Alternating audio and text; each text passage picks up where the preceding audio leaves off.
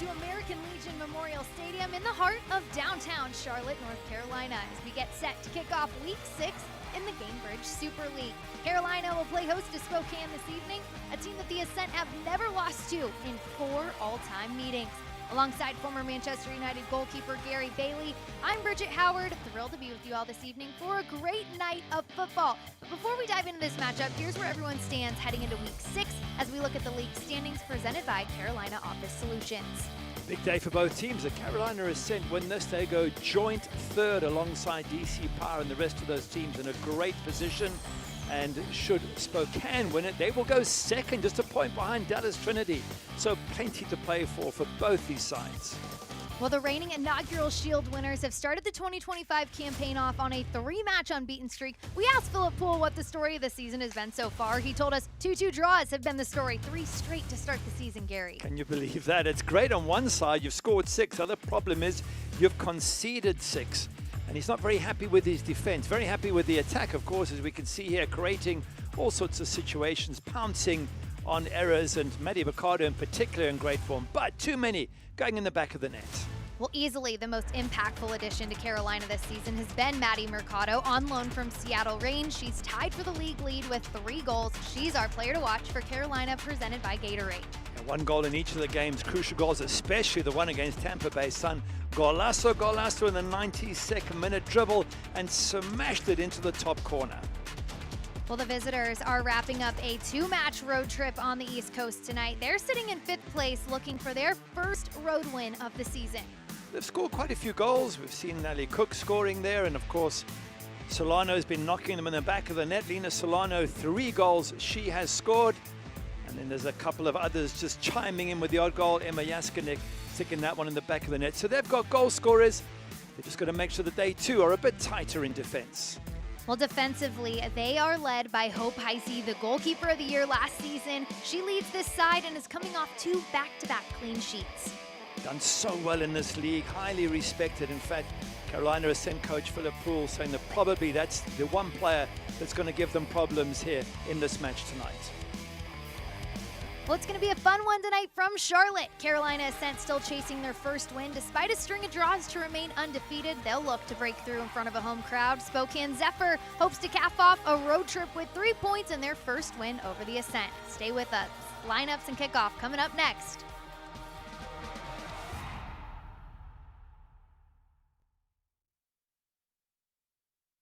When it comes to delivering high-quality, affordable health care, relationships matter. And after 90 years, Blue Cross North Carolina is proud of the relationships we've built with you. We're 5,000 neighbors, friends, and family committed to improving the health and well-being of everyone across this state. We're here for you, all of you. I want to stop being sidelined by pain. I want to tell him I'm in. I want a surgeon who's fixed more knees than he can count. I want the best care in the game. I want a team that's with me every step of the way. I want to bounce back fast. I want to show them my best is yet to come. For the best orthopedic care, you want Novant. Novant Health. Best surgeons, amazing nurses, remarkable care. Caitlin Clark, amazing at assists. Gainbridge, the ultimate assist for your savings. But ever since they teamed up, she's taken assisting to a whole new level.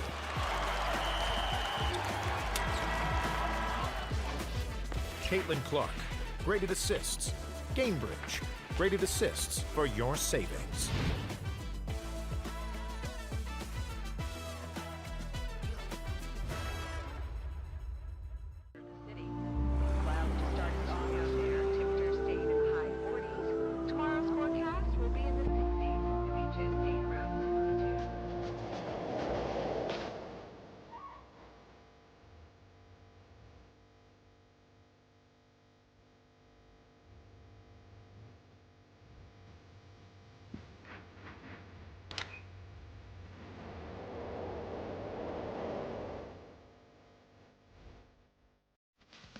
Tonight's match is presented by Nucor. Nucor Corporation is the safest, highest quality, lowest cost, most productive, and most profitable steel and steel products company in the world. Nucor is the official sponsor of the Carolina Ascent FC. All right, Gary, Philip Poole making 4 changes to his starting 11 here this evening, presented by Capelli Sports.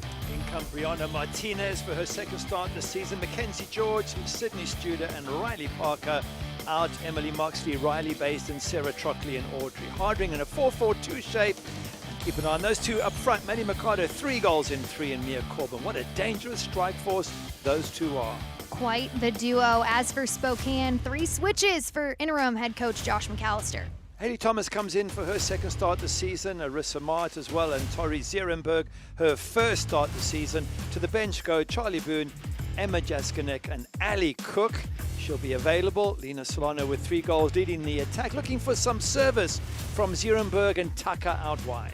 Josh McAllister, the interim head coach for Spokane Zephyr, told us that a couple of their routine players, starters, might be getting some minutes off tonight just to keep their legs fresh because they've been on quite the road trip here to the East Coast. There's a look at Hope Heisey. She's been the star in goal for Spokane last season, this season, continuing to make her mark in the Gainbridge Super League. And here's a look at the inaugural USL Super League Coach of the Year, Philip Poole.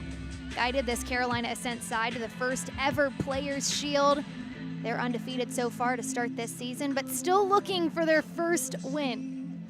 Well, it's been 2-2 draws. It hasn't, as he said, you can either look at the glass half full or half empty, but he will want to get some wins behind him, and he's brought in some extra talent, Maddie Mercado being one of those players, and it was already a very good team, so it's only got stronger, has Carolina Ascent. Well, we are underway from American Legion Memorial Stadium. It's Spokane Zephyr and Carolina Ascent battling it out in a Wednesday night clash to start week 6 in the Gainbridge Super League alongside former Manchester United goalkeeper Gary Bailey. I'm Bridget Howard with you on the call tonight. Carolina Ascent in their Trailblazer kits, featuring a gorgeous Charlotte sunset, and as for Spokane, they're in the light purple kits, so I think both teams like the color purple, Gary. Well, fortunately, we can just about make them apart because that purple's a very nice light color compared to the darker different shades, version. Different helping shades. us out. I like the lavender. I think it's a nice touch for Spokane. It does look good. What'll look even better is 3 points for them, and see them in second spot in the table, which is so important early in the season. Good for confidence. If you get yourself high up in the table, not so good if you're getting dragged into the bottom and, you know, heads can drop. So again, such a vital 3 points up for grabs for both these two teams tonight. Our head official, Caitlin Trowbridge, blowing her whistle here early in the first half, 2 minutes in. So a restart for Spokane, just inside Carolina's half of the pitch. Kelsey Euler plays it into the box. Carolina gets a head on it, cleared out by Aguilera.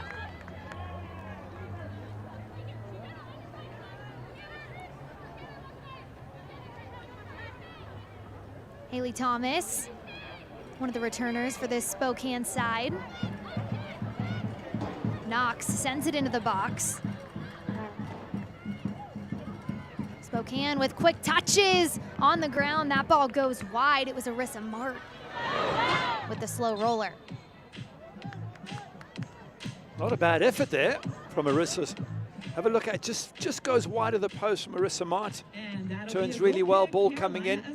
Flicked on her first touch. Just sets her up for that turn and strike. Just doesn't quite catch it perfectly.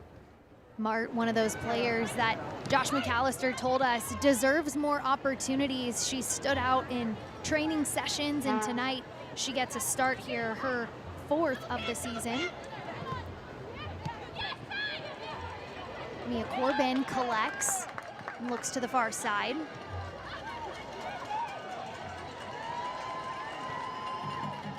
That ball pushed up to Mercado. Kelsey Euler wins that battle.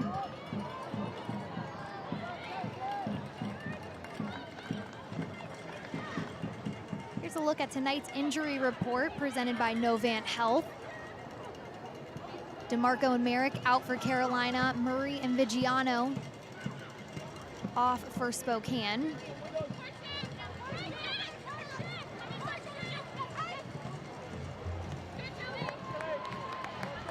Yet even with those injuries, both coaches have still made quite a few changes. 4 for Philip Poole, 3 for Josh McAllister.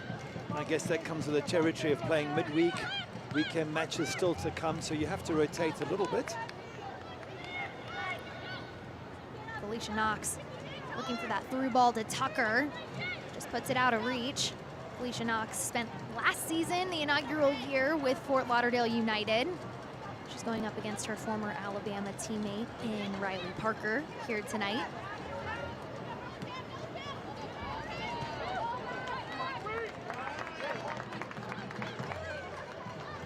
Here comes Sydney Studer with space.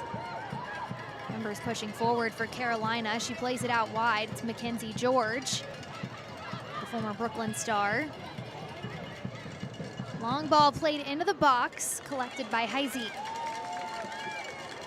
Look at the quality of the players that have come into Carolina Ascent. When you think of Mackenzie George out wide and Addie Mercado up front, just to pick out 2 of them, it is such good quality that you do expect Carolina Ascent to be right up there in the playoff positions this year. I'd be very surprised if they're not.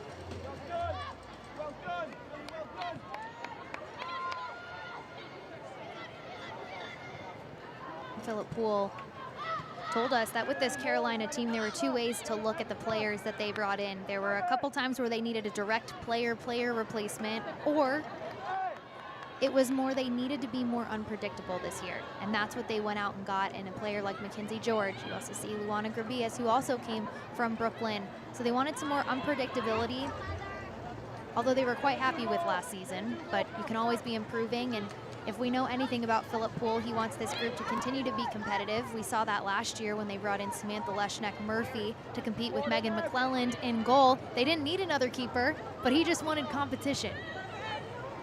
What he does have now with all these quality players he's brought in is a bench that is very powerful. You mentioned Grabias.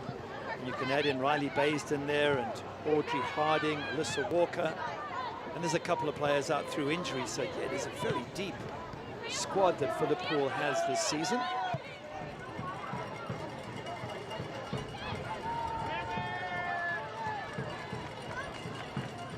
Blue Cross and Blue Shield of North Carolina is the official health insurance provider of the Carolina Ascent. Blue Cross North Carolina makes health insurance easy. Discover employer, individual, family, Medicare, and Medicaid plans from Blue Cross North Carolina. Better care starts here. Interesting fact about this game is that Carolina are coming in having played just 3 games, Spokane 6. So to have half the number of games in the first 4 or 5 weeks means they've got some catching up to do. But on the other side, also probably got slightly the fresher legs, especially that Spokane, Zephyr have been on the road quite a bit, 4 games on the road. So again, at home, fresher legs. Got to fancy that this is Carolina's game to win, and it will be a fantastic result if Spokane Zephyr can win it under these conditions. Nia Corbin settles and plays it back.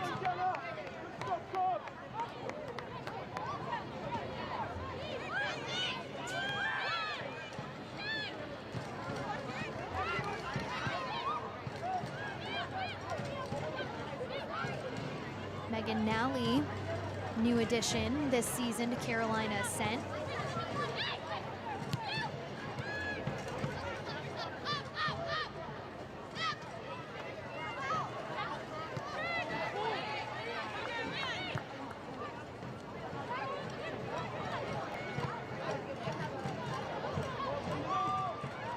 This ball played forward. Brie Martinez with a high arcer into the box. Mercado was there. Ball will trickle out of bounds. It wasn't the best of crosses coming in from Brie Martinez out wide on the right. But it was a little half chance though for Mercado. It made it very difficult for the defenders to deal with this high looping ball.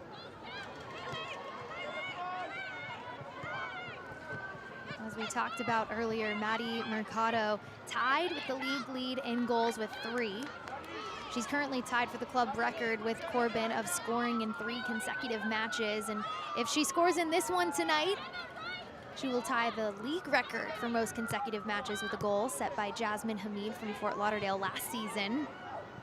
Bear in mind, she scored her 3 in 3 matches, whereas other players have played rather 4, 5, or even 6 games. So she really is doing well so far, Maddie Mercado.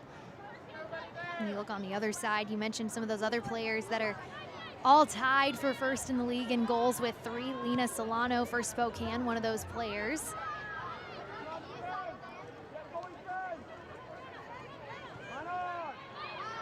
Good high press there coming from Spokane, but they've played through it, Carolina.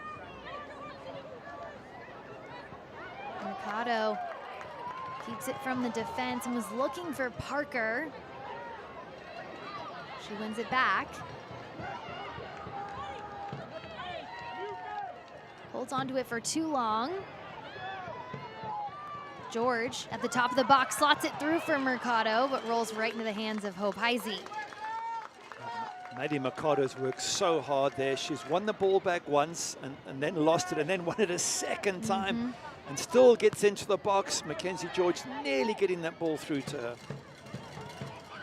Spokane not doing themselves any favors. The poor pass out the back. Carolina in that 4-4-2 shape with Maddie Mercado and Mia Corbin up front, but Mackenzie George coming in from that right-hand side, right winger position. You can see her more in a central position now, so she's floating around a little bit in attack. Philip Poole told us Mackenzie George is just power and pace. She brought that ability to get in behind. And he said, we're really proud of the ownership to say that, you know, we have to pay a transfer fee. She's an all USL Super League player. Bring her in from another club. And that was a big move this offseason for Carolina Ascent. It's the amazing thing about the Gamebridge Super League is that so many good players are coming into these teams. Last season, there was a couple of teams, won't mention them, but they struggled a bit and didn't really put up a good showing, but they've got stronger. Both those teams have. The other teams have brought in players. So, wow, the level has just jumped up. And there's an extra team coming in, Sporting Jacks. So no longer is it as easy. I think a couple of coaches will look back at last year and think, last season anyway, and think, wow, that was easy compared to this season. Because it really, I think, is going to be a super close league. The depth of the league is certainly shown out in the first 6 weeks of the season. When you talk about some of these teams in the Gamebridge Super League, it's not even fair to compare them to last season because of how different they look this year. Absolutely. It took a couple of clubs a little while to get going last season, but this time around, everyone's off to a really solid start. Taylor Porter floats it to the backside. As Jenna Butler running on the backside. It's not a bad free kick at all. Jenna Butler's just about to head that in and just comes off the back of Sarah McCoy. And that'll be another goal kick. Spokane Zephyr FC. Heisey goes short. Spokane. Denied by Mia Corbin. Well, the 2025-26 season is underway, and the next match is calling your name. There's still time to join the movement with Carolina Ascent season tickets. Get unmatched value, exclusive perks, and your seat for every moment that matters. Lock in now at carolinaascent.com/season tickets. Aguilera with the quick passing up to Corbin. Corbin slots it through, and Aguilera continues her run. Denied by Sarah McCoy. Wow, what a good run, and what great awareness from Mia Corbin there. She just slots that ball in for Aguilera with the right pace, and she keeps running Aguilera. She plays it and bombs forward. I wonder if she could have done more with this ball. This here, lovely weighted ball. Aguilera keeps on running. Could she have pulled it back and found someone? Maybe just give respect there to Sarah McCoy for blocking that. But what a good move from Carolina Ascent. All Carolina corner kicks presented by Nucor. Taylor Porter set to take it. She serves it in. Backside, it was Studer.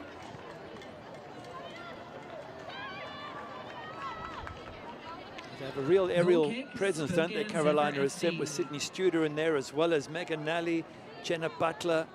I think it's set pieces. They're going to give Hope Heisey all sorts of problems here today. Sydney Studer standing tall at 5'11". Certainly a weapon on set pieces. So Spokane, we've seen them go short on a couple of goal kicks. Now they have to go long.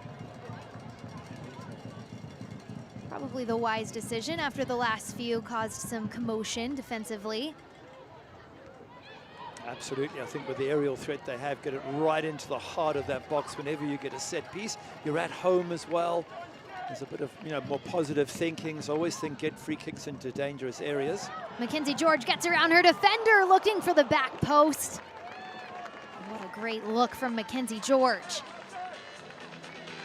It does so well, Mackenzie George, to get herself in a great position. I just thought the square ball was on here.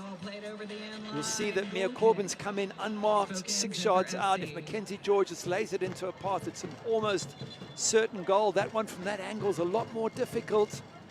I think when she watches the replay, she might think, wish I could get that one again and just set Mia Corbin up. Not often do you see a player get around Sarah McCoy that easily for Spokane. She is the backbone of this defense. Leads the entire Gainbridge Super League in minutes played.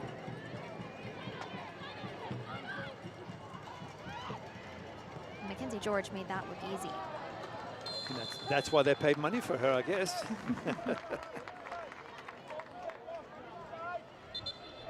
It's Tori Zierenberg on the far side,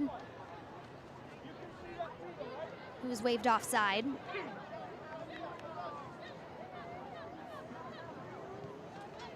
Interesting chatting to Philip Poole. We had the opportunity to do that yesterday, and he said it's been 3 matches. It's been 6 completely different halves. He said in some matches, such as the last one against Sporting Jacks, it was a really poor first half. He said we didn't compete, we didn't come out and do ourselves justice at all. And yet second half they come flying back and get themselves a draw from the match and could possibly have won it as well.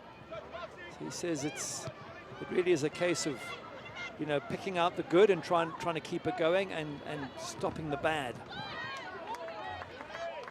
And they had week 5 off to get themselves together. He said it was more of a slap around the back of the head, not a punch in the nose type of wake-up call. Never heard a game described that way, but I liked it.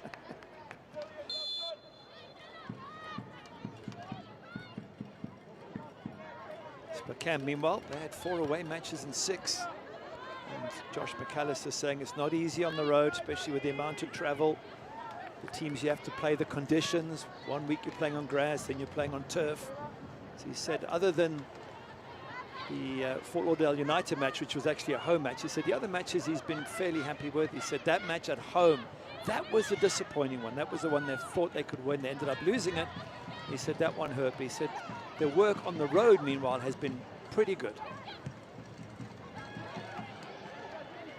Still looking for their first win on the road this season. They're hoping to do so against this Carolina Ascent team that they have never won against. Wouldn't that be something? Yeah, 3 losses in that draw as far as Spokane are concerned. Carolina, of course, the opposite. They feel very confident, and they're at home, and they've got all these new players, and you would think that in that locker room they'd be quite positive about the outcome for today.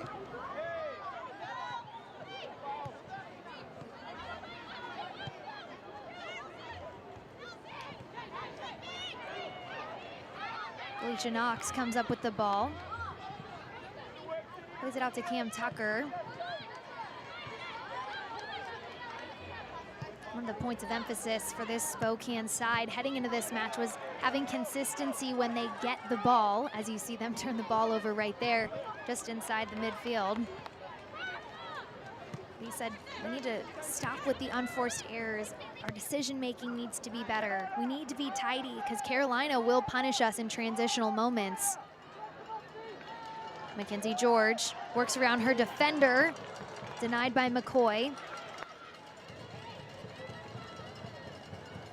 Brianna Martinez, the outside backs for Carolina, pushed way up the field. And we'll get another corner kick presented by Nucor for Carolina Ascent.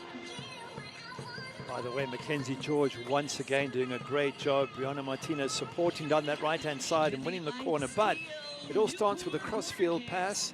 Mackenzie George gets it, wins it, turns, has a go at her player, causes all sorts of problems in this Spokane defense. Number 7, Jill Aguilera. Jill Aguilera, last season's Golden Playmaker and Defender of the Year, will take the corner. Can Carolina capitalize on an early set piece? This ball sent low and into the box.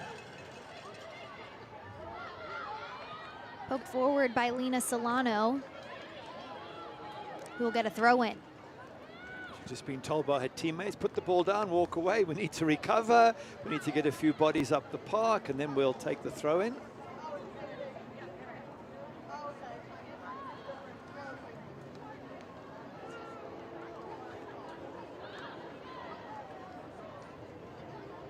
Mia Corbin keeps it in bounds. Weaves her way through the midfield.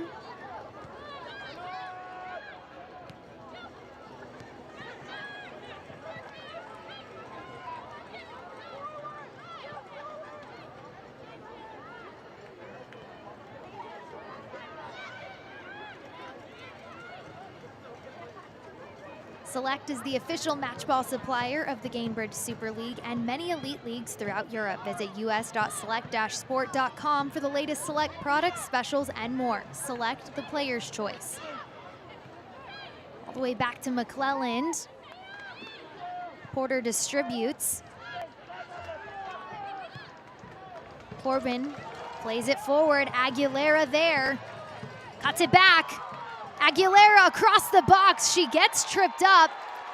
And Caitlin Trowbridge is going to point to the spot. It certainly looked like it was a trip. They're busy discussing it, but Aguilera's smiling. It was her driving into the box that made the difference here. Look at that pace. And then cuts inside.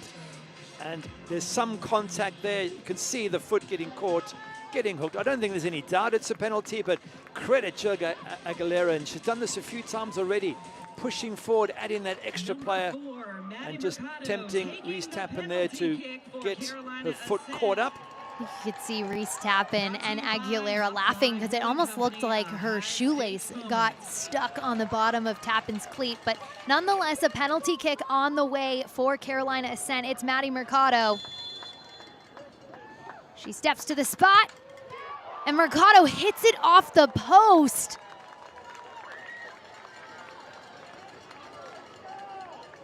Missed opportunity for Carolina early. You don't see many of those from Mercado. Well, here's the penalty again, and have a look at there. There's the contact. Absolutely no question about it. Now, having sent the goalkeeper the wrong way, Maddie Mercado didn't need to tuck it right in the corner.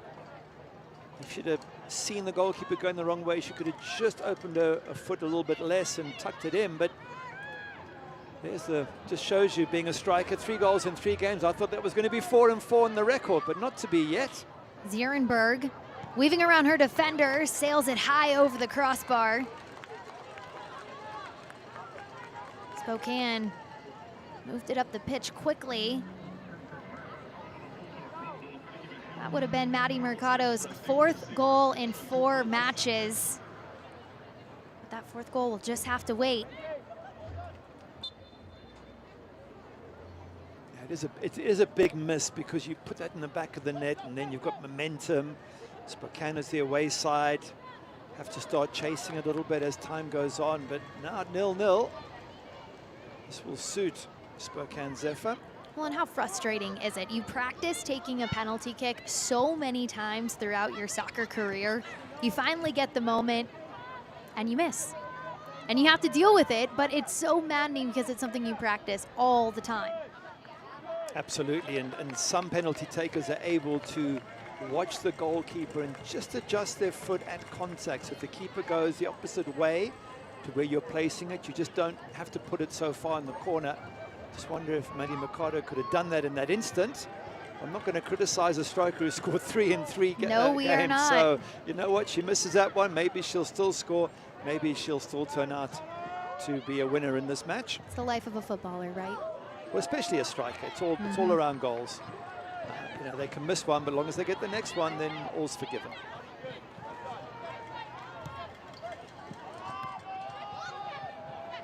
A handful of former teammates competing against one another tonight. Jill Aguilera played at Arizona with Hope Heisey. Here comes Lena Solano for Spokane. She takes a shot from distance, but not enough to get past McClelland. Just wonder if Lena Solano could have gone a bit further. She does so well to get past the defense, and she hits it. She's still quite a ways out, and she's running still, so she couldn't generate good power behind that shot. But at least it's something positive for Spokane. They've been pretty much on the defensive. They've been getting behind the ball. Now at least they've got something in transition that'll give them the sense that they can score against Megan McClelland. Josh McAllister told us Lena Solano is just a proven goal scorer. Her resume speaks for itself. A former 2-time All-Big West first team selection, the Offensive Player of the Year in 2022. Had a very successful career at Long Beach State. Spokane wins the ball back and turns it right over.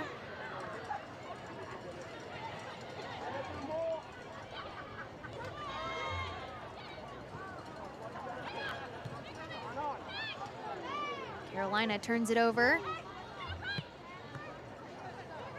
Mart poked through to Solano. Solano gets to it, earns Spokane a corner. Good little player on the fringes of the box there by Spokane to create that. Solano gets it blocked, but she's certainly been looking threatening these last couple of minutes, so that'll please all the Spokane fans watching.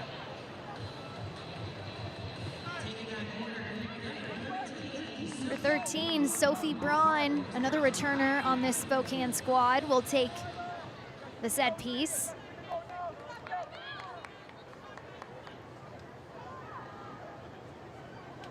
Braun sends it into the box. Initial header from Carolina. Braun on the ball once again, cuts it inside, plays it back in, cleared out by Carolina. Mercado holds it up for help.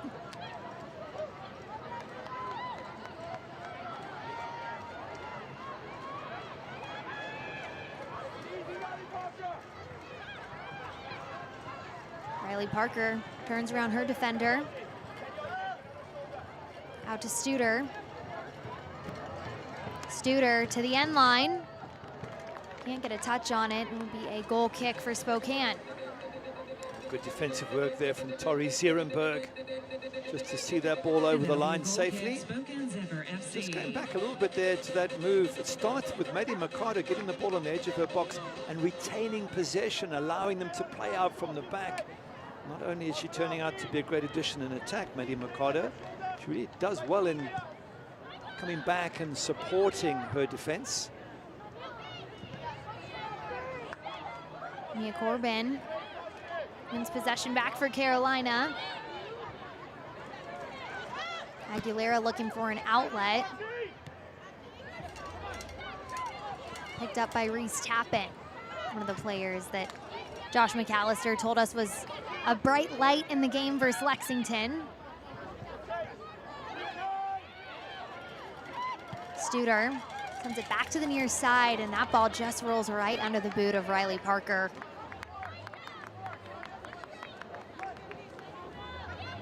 Parker spent last season the first half with Tampa Bay Sun, second half with Carolina Ascent.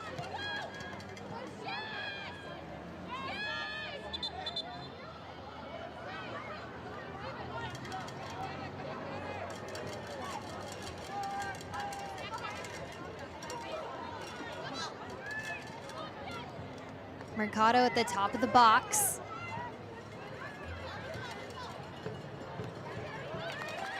comes a throw in. Novant Health is proud to be the official healthcare provider of the Carolina Ascent. With same and next day sick visits, Novant Health provides care when and where you need it. Schedule online at novanthealth.org. Quick passing from Carolina, but Mercado will be waved offside.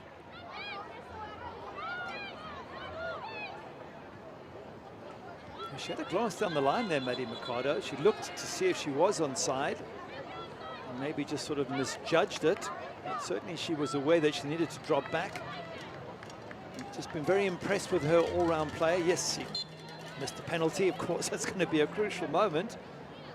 But between her and Jill Aguilera, they've really threatened Mia Corbin. Spokane have had their hands full just trying to defend against this Carolina Ascent team. Knox switches it quickly. Dierenberg pushing it out to the far sideline.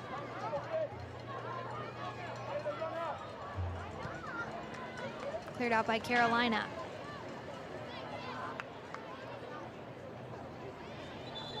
Here's a look at Megan Nally, one of the new additions. That Philip Poole set has absolutely come in and created competition amongst this back line. It's another wonderful signing, isn't it, to an already very good side.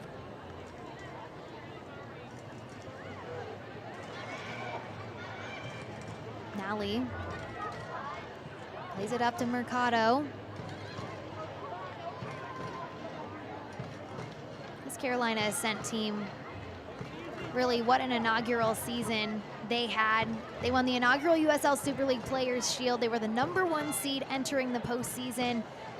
And heading into the playoffs, they never dropped below the playoff line all season, which really is remarkable just with how that first season went for every team. Mia Corbin, a big part of that run for Carolina Ascent. Philip Poole was Coach of the Year as well.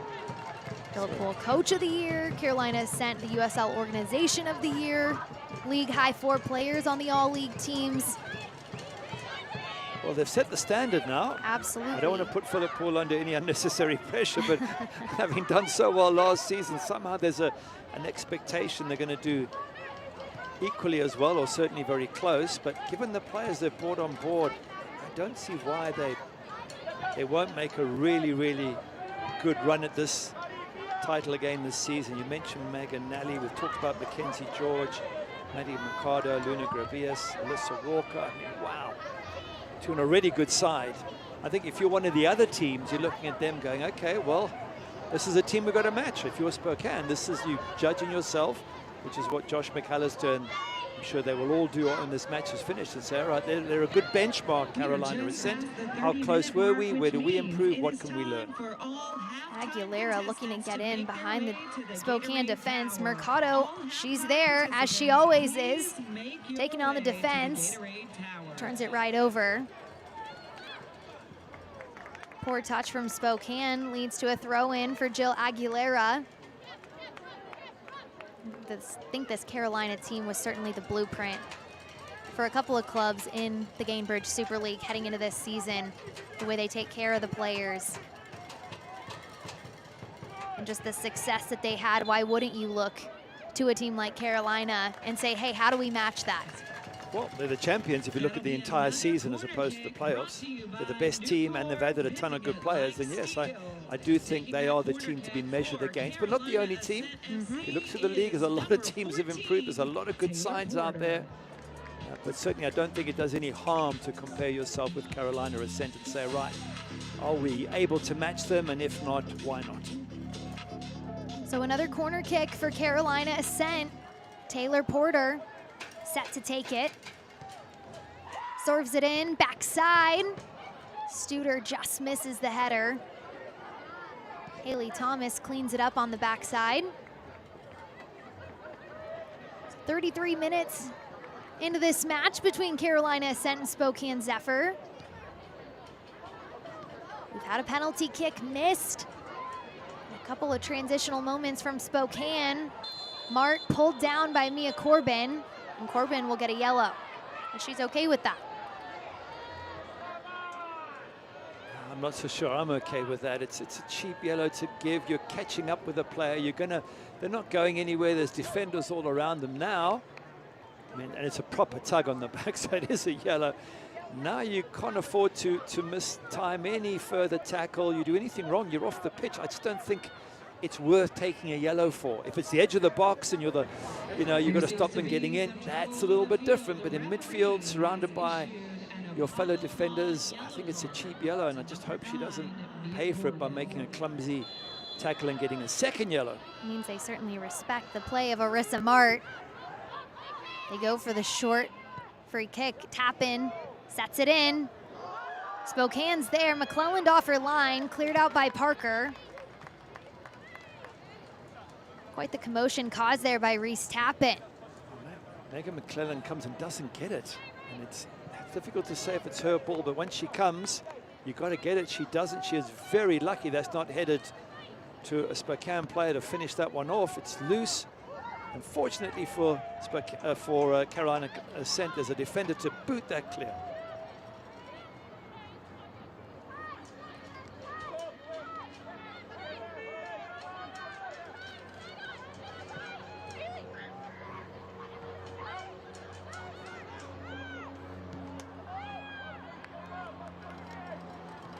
Heisey switches it.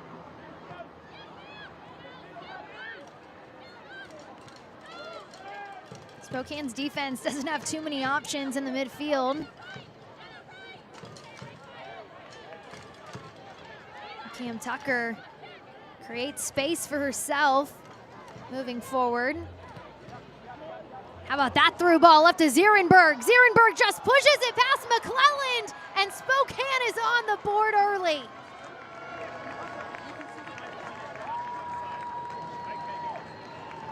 Tori Zierenberg, the bright light for this Spokane Zephyr side, picks up her first goal of the season.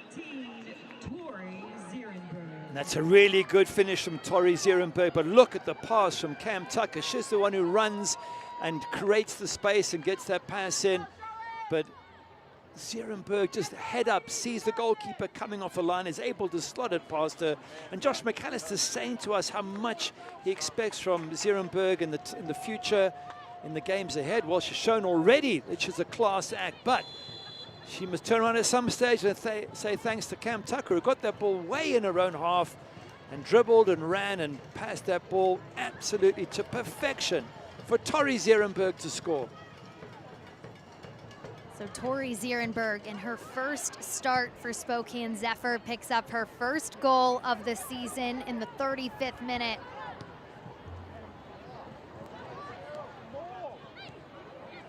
And to your point, that all started with Cam Tucker just weaving her way, creating space for herself, and a beautiful through ball.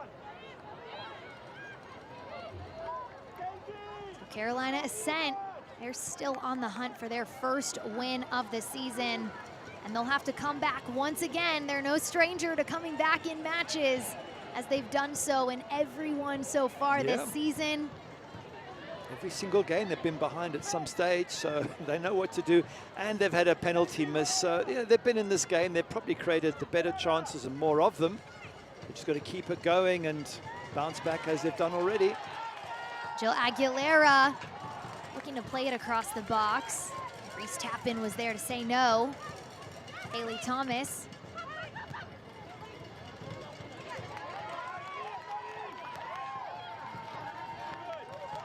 Mia Corbin. Can she find an outlet? Looking for George. Turns it over to Spokane.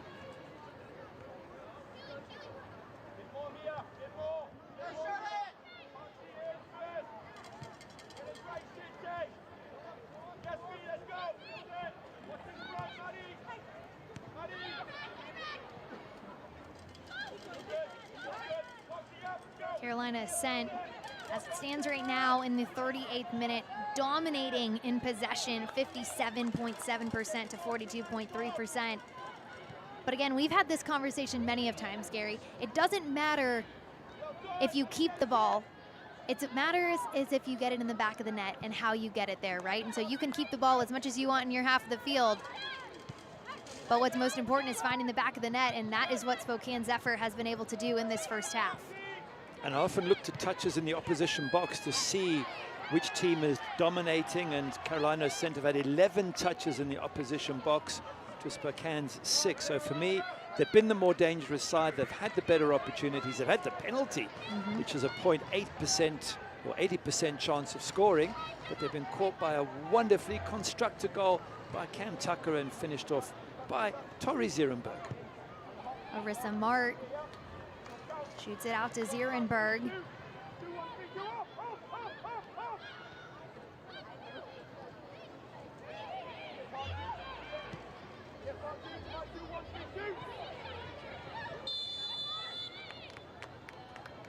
Cam Tucker called offside.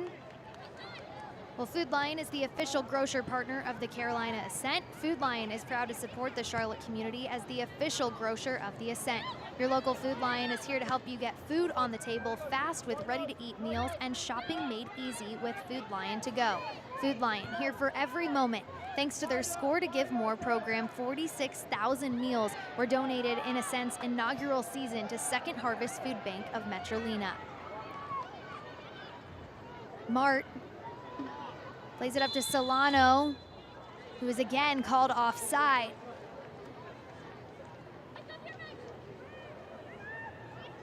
Credit to this Carolina back line for holding their ground. Yeah, they defended very well first half. There's not much you can do about the goal. When you get a pass as good as Cam Tucker's, it was perfect, inch perfect, right into the path of Tori Zierenberg. There's not much you can do. Sometimes you just have to applaud the opposition. What's frustrating, I'm sure, for Philip Paul is the missed penalty, the chances they've had on the edge of the box. He would feel quite rightly that they should at least be a goal ahead, at worst level.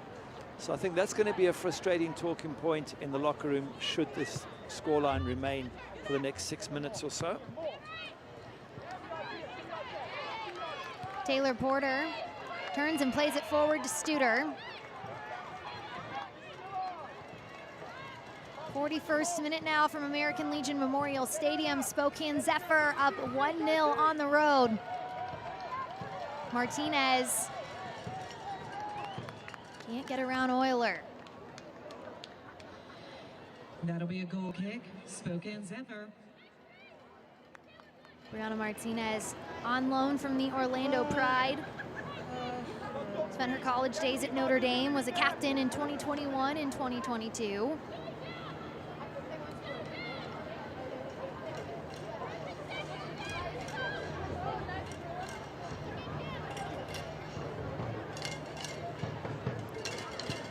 Heisey sends it forward.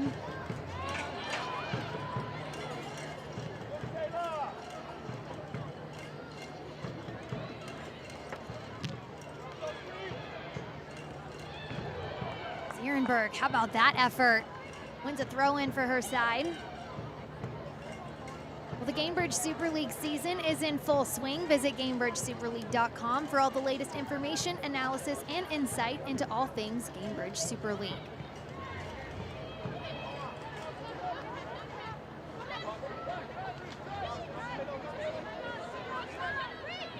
Spokane moves forward. It's Reese Tappan out to Haley Thomas.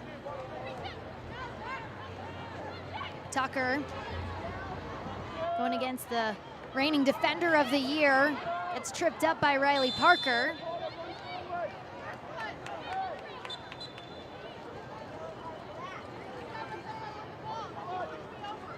They're looking better, Spokane. They've struggled in the first 20 minutes for me in terms of getting on the ball, but now they've threatened a bit. Of course, they've got the goal, but besides that, been a bit more on the front foot. Yes, it's a bit of a trip. Nothing much in it, but you can see here they're getting the ball in Carolina Ascent's half of the pitch, and they're beginning to play some good soccer here, knocking it around.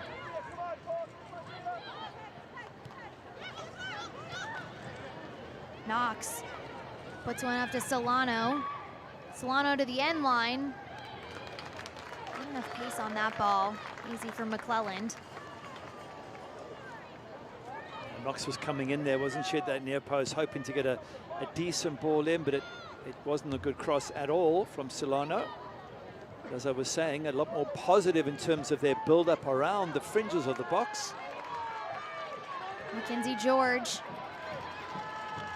gonna use her pace. She's gonna keep it. Looking for Mercado to make a run. That ball somehow gets through the defense. George on target, Heisey there.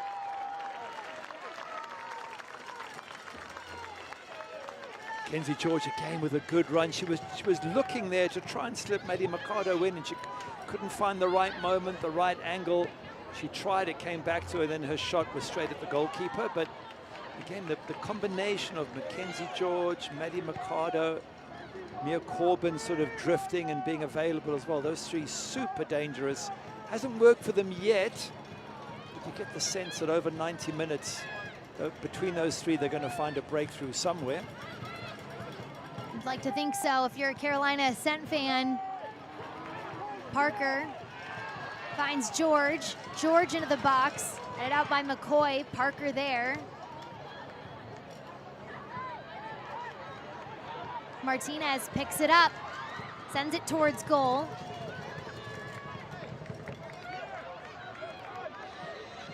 And that's another goal kick.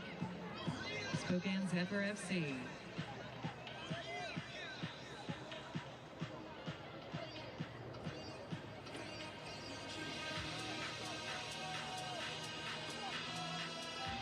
So Spokane Zephyr gets on the board first here in this one.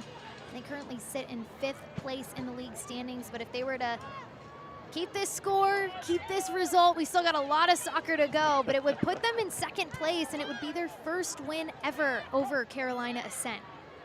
Lots to play for, but there's still another half to come after this, and given how good Carolina Ascent have been first half, and of course take into account the penalty miss, I think there's a lot more soccer to come second half. Spokane have a lot of work to do, but judging on the first half, I think they'll be relatively pleased with the fact they're 1-0 up away from home.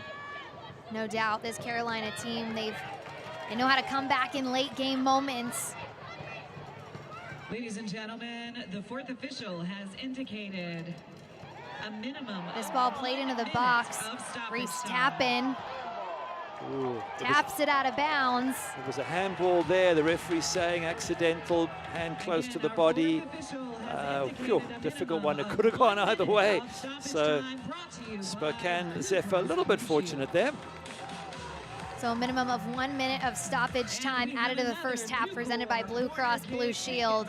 Carolina Ascent's number 14, Taylor Porter. Let's hear it for Taylor. So another Carolina corner presented by Nucor. It's Taylor Porter on the ball once again for the Ascent. Porter sails it in, headed out by Spokane. Martinez tracks it down. Aguilera shoots it right back into the box, played out by McCoy. And that'll do it for the first half from American Legion Memorial Stadium. Gary, it was exciting. We saw a lot of opportunities, but it's Spokane that is able to get on the board first. What did you make of this first half? Well, it's been a tough one for Carolina Ascent. I thought they had created more chances. They had the penalty, of course. They looked really good for the majority of that first half, but one really good breakaway by Cam Tucker and a fantastic finish by Tori Zierenberg has put a bit of a dagger into the heart of Carolina Ascent, but I still think there's a lot of work to go second half before Spokane can walk away with 3 points. Absolutely. When we talked with Carolina head coach Philip Poole, he told us we have to be brave in possession. How would you evaluate them in that regard so far in this first half? They have been decent in possession, Carolina Ascent. They've looked really, really solid, and I think they'll be happy with their play. Just frustrated they didn't take the penalty and they conceded at the other end, but they still have 45 minutes to put it right. I don't think there's any reason to worry if you're Carolina Ascent, but at 1-0 down against a good Spokane side, you've got a very, very tough next 45 minutes to come. Well, we're joined now by Tori Zierenberg from Spokane Zephyr, who got this team on the board early here in the first half. Tori, congratulations, your first goal of the season and your first start of the season. Could you have gotten a better through ball from Cam Tucker? That was a beauty. Honestly, yeah, she put it on the platter for me. I don't even think I took a touch before I shot it. I think we've been working on that connection since the start of the season, and it showed tonight. Tori, in terms of your defensive work, as we're looking at your goal again and the pass that came in, it's a great finish, head up, pass the keeper, but you put in a lot of defensive work. Tell us what your aim is to stop them down that left-hand side. Yeah, I think, defense wins championships in a way, so if we don't defend the ball, defend as a team, then how are we going to score? So. Great mentality. Well, Tori, thank you so much for making the time. We'll let you get to the locker room. Thank you, guys. Tori Zierenberg deemed as the bright light for this Spokane team, and she's shining bright here in this first half. Spokane Zephyr on top 1-0.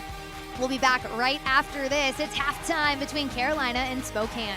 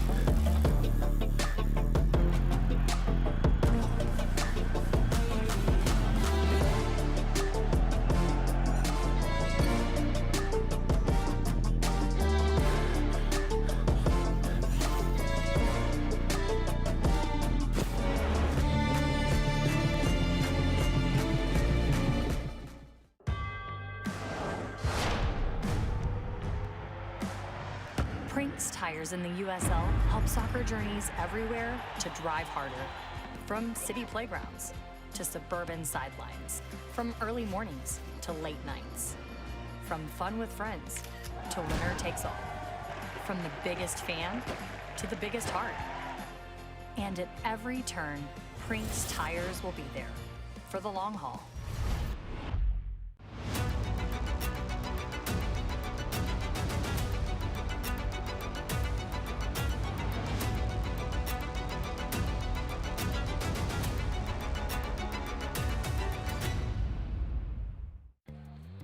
My husband takes his watch party grilling duties very seriously.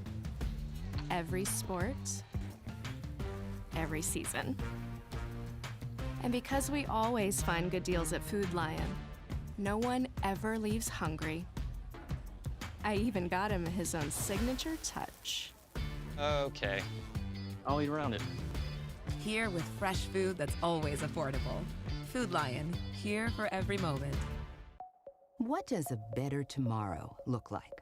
More people enjoy safer, more comfortable indoor spaces, clean water, clean air, healthy food, and a healthier planet. That's what Train Technologies believes tomorrow should look like. So we put people and the planet first. Today, we take bold action. So tomorrow, there's a better world. For everyone.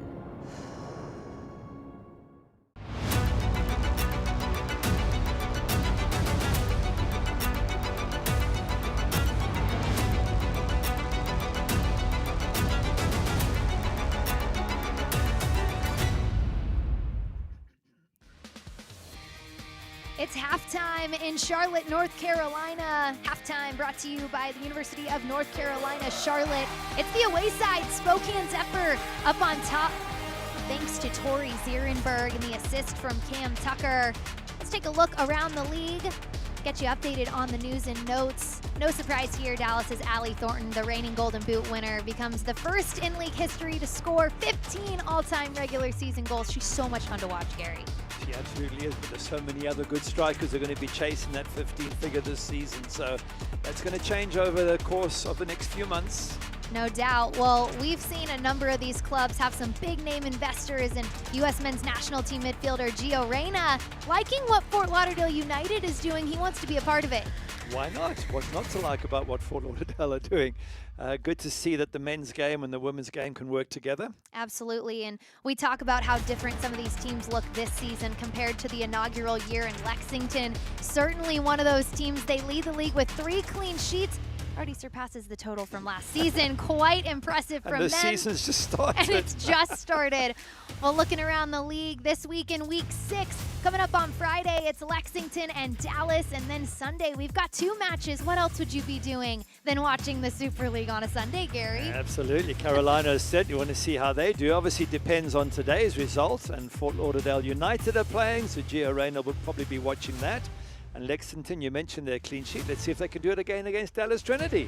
Gamebridge Super League upcoming schedule brought to you by Capelli Sport. Well, we've got more coming up for you at the break.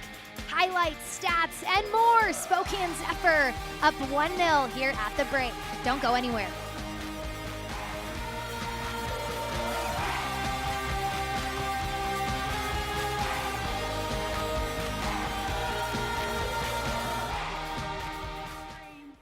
Upcoming home match. Let's hear it for S'mores.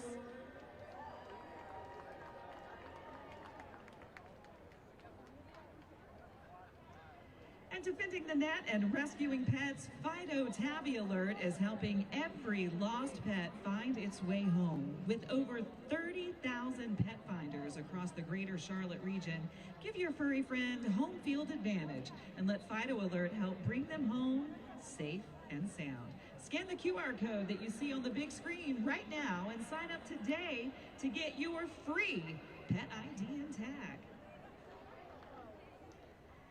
And tonight's Carolina Ascent media partner of the night is Axios. We thank them for their support in helping us bring the excitement of Ascent soccer to our community. Be sure to check out Axios for the latest coverage, their stories, and updates on your Carolina Ascent all season long.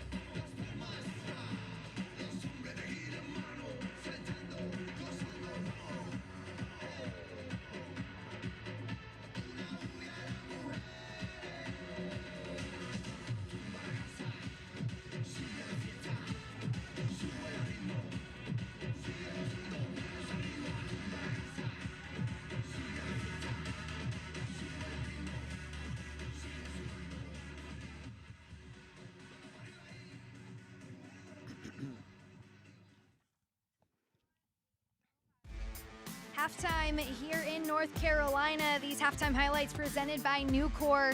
And here's how we got things started. It was with a penalty kick. Things got exciting early, Gary. It did. Reese Tapper just catching Jill Aguilera's foot there. No doubt about that. And up steps Maddie Mercado.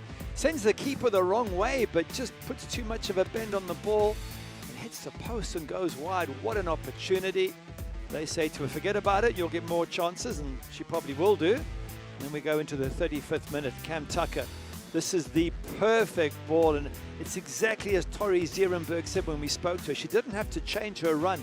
The ball just continued in front of her. She just had to wait for the keeper, Megan McClellan, and slot it past her. What a fantastically constructed goal there by Spokane Zephyr. Yeah, Zierenberg telling us that her and Tucker have been working on that connection all season long, and we saw it on full display in the first half. And this is how it ended. Questionable call here. Handball from Reese Tappan. Referee says it's just incidental. The hand was doing its normal thing. It's touch and go, that call. But they got the one penalty, so I guess they can't complain. Carolina Ascent. Halftime stats presented by Nucor. Both teams sit even in shots at 5 apiece. Spokane with more shots on target than Carolina, which is honestly a little bit surprising having watched that first half. And Carolina, they always want to dominate in possession, and they continue to do so here throughout this first half.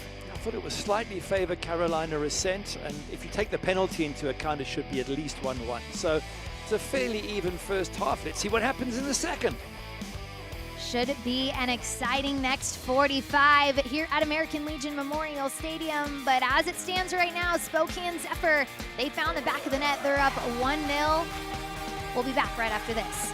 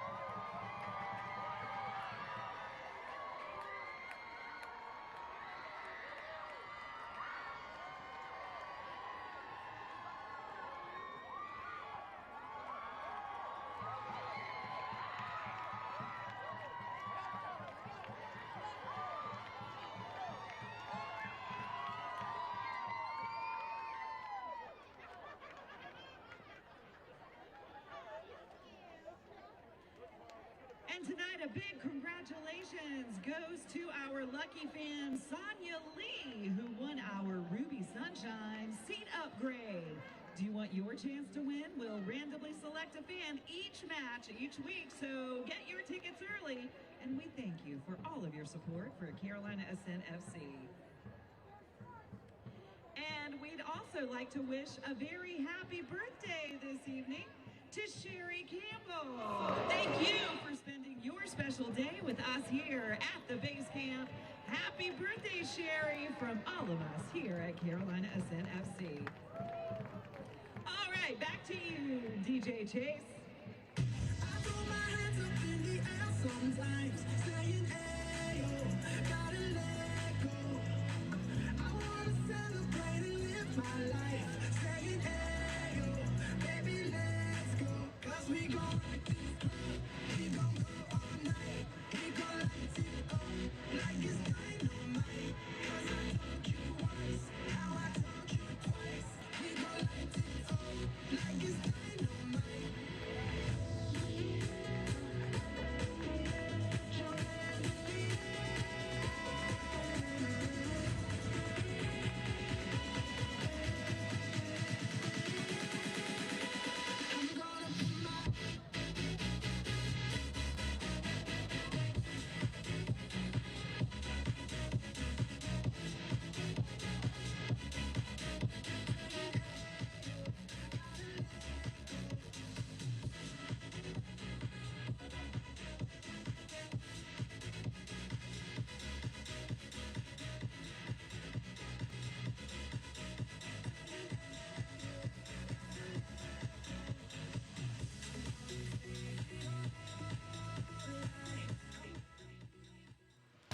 Carolina and Spokane ready to go as we get set for the second half from American Legion Memorial Stadium. There's a look at the goal scorer from the first half, Tori Zierenberg, getting her squad on the board in the 35th minute as they look to pick up their first road win of the season.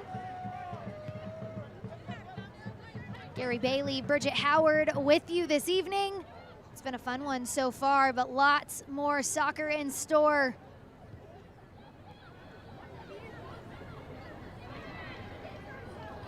Spokane with a loose ball in the midfield. Sophie Braun picks it up. Marissa Mart loops this ball over the back line up to Zierenberg. Back to Mart.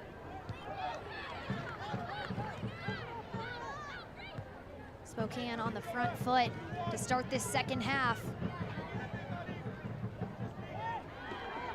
Zierenberg gets taken off her feet. George takes it as an opportunity.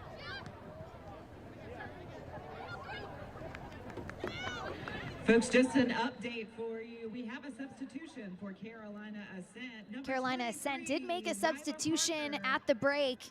Number 18, Audrey Harding, now in for Riley Parker. Harding ranked second on the team in goals last season with 5, had the first assist in USL history.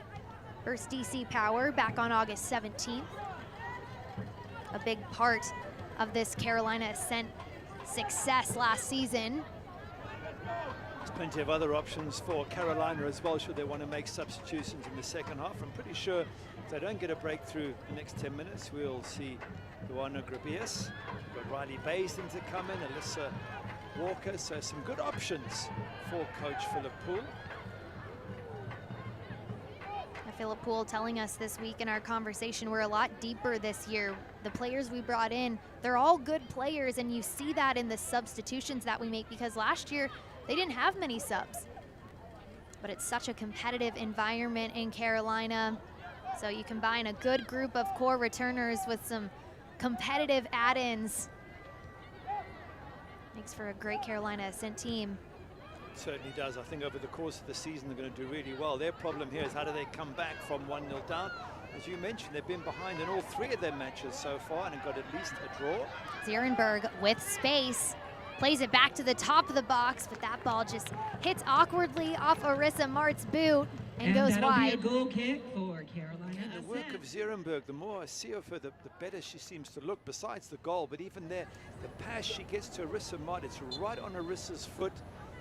Yes, she doesn't strike it properly, but she doesn't have to do work to go and get the ball. So the pass is coming from Tori Zierenberg. Very impressive.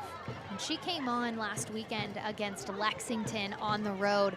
She really was a bright light. Like, the way Josh McAllister described her to us on our call with him was so accurate. She just provides speed and a different look out wide for this Spokane team. Talking of speed out wide, Mackenzie George. Mackenzie George pulls it back, works around her defender. Nally looks right back to George. She lays it off for Corbin. Corbin, how about this ball to the backside? Harding was there. Recycles it to Mercado, and they'll play it backwards. That was a good ball. It was one of those testing balls. If someone gets their run right into that box, they can attack that with a header. Yeah, perfect amount of pace on that ball. It was, wasn't it? Just didn't quite work out there for Carolina Ascent. Brianna Martinez looks inside for Corbin. She gets it right back. On the ground, into the box, Mercado there and sails it over the crossbar. Oh, she wants that back. Does she ever want that back? Of all the people you want that ball to go to, it's Maddie Mercado. That to me it's a 90% chance to finish that one, and she's roofed it. And the one thing you want to do as a striker is get over the ball. If you hit target from there, you've got a great chance of scoring, but the one thing you want to avoid is skying that, and that's exactly what she does. And you add that to a penalty miss first half, it really should be 2-1 up. It's not the Maddie Mercado that we were talking up in 3 goals in 3 games. It should not just be 4, it should be 5 goals in 4 games. But once again, if she can just turn it around by hitting the back of the net, we'll forgive her that, but wow, that is a bad miss. Well, and it just goes back to our conversation earlier, right? It's, as a striker, penalty kicks are things you practice all the time. And plays like that, those are certain drills you work on in training all the time, and it's in those moments that you just have to be clinical inside the box, and she's had 2 great looks on goal, not able to finish either. It is frustrating. The strikers that I've worked with their mentality in those situations. Just get over the ball, make sure you hit target. From there, the keeper might make a save if they're lucky, but if you're on target, the odds are very much in your favor. But you've definitely got to lean over the ball and keep it down, which is something Maddie Mercado didn't do in that situation. This match is presented by Nucor Corporation. Nucor is a proud partner of the Carolina Ascent. Nucor Corporation is the safest, highest quality, lowest cost, most productive, and most profitable steel and steel products company in the world. Nucor is the official sponsor of the Carolina Ascent FC. Cam Tucker frustrated there. She'd run a long distance, was looking for support out wide on the right, and it wasn't there. They had numbers in the box. Zierenberg was waiting for it, so too Lina Solano. Ball never came. You do think if you're Spokane and you get chances to get a second, you've got to take them against a team as good as Carolina Ascent, because you know they're going to come back at you towards the end of this game. So again, they've got to be clinical, Spokane, when the chances come their way. Mercado with pressure on her back, holds it up.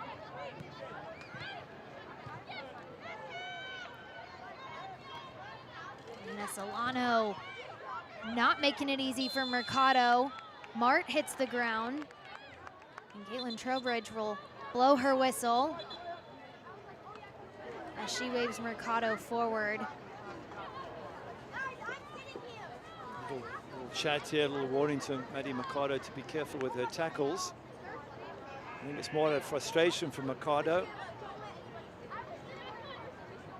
As much as you can criticize her for missing the chances, she was there to get on the end of the chance, and that's what she instinctively, she looks a really good striker, and we know she has 3 goals in 3 games, so give her at least credit for being in the right place.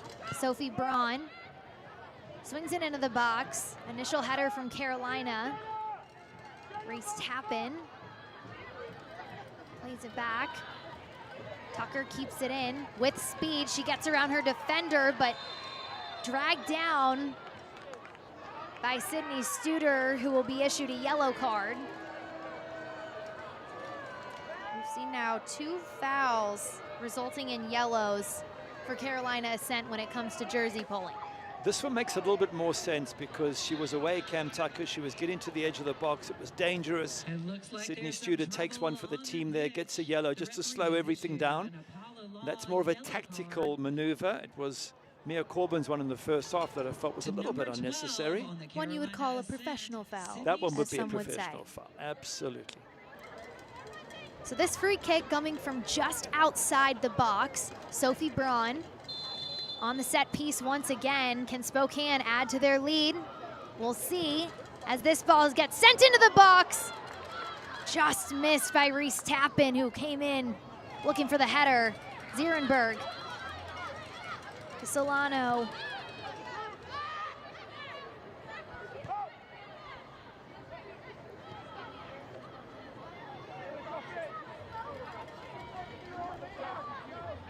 Tucker. Such good speed, asking questions of this Carolina defense.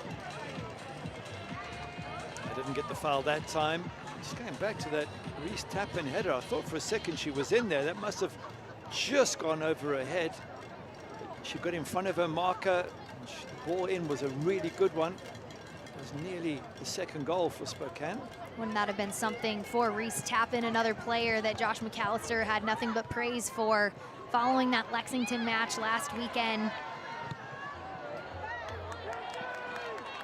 Mackenzie George looked like she would have been off to the races, but she's called offside. Philip Paul just standing up there and cheering up his team, but no doubt he'll start making some of those changes in the next 10 minutes, and you've got to fancy Rabias to come on just with her ability up front and pace. She can make a difference. Mind you, on the other side, Josh McAllister's got the likes of Ali Cook on the bench. What an impact she could make. Emma Yaskanek as well.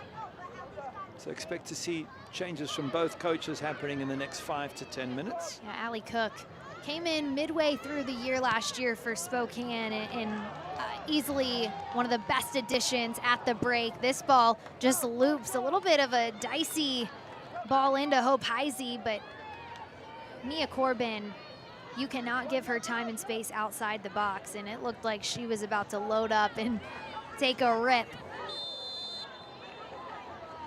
Just a measure of how well Spokane have defended is Hope Heisey hasn't had much to do. There's certainly been a lot of creativity from Carolina Ascent, a lot of good moves, penalty aside. The goalkeeper really hasn't had much to do, Hope Heisey, and that just shows you the defensive work that's been done by Spokane Zephyr. In our conversation with Josh McAllister, I said, all right, who would have been your player of the match in the match against Lexington? And he goes, well, I'm going to say Hope Heisey, but I wish it wasn't. And it was pretty funny just because he's like, I thought it was her best all-around game. And we talked about that afterwards. She was just so dominant in the air. And especially the last play of the game, there was a great ball sent in by Amina Ekic, and just the way she was able to come out and grab it. But he said, ultimately, we are so fortunate to have her. She continues to keep us in games. She got the most saves so far this season. So she hasn't until now. She's been very, very well protected by the players in front of her. But there's still a third of the match to go, and I think we're going to start to see more and more risk taken by Carolina Ascent as they throw the balls forward, and they have some really, really good strikers there in their attacking positions. No doubt about it. Two great goalkeepers in this one, and Megan McClelland and Hope Heisey.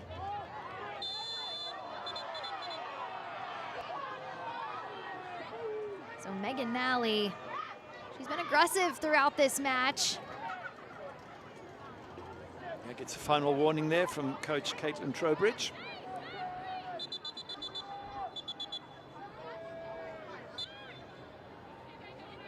Sarah McCoy, the captain for Spokane Zephyr.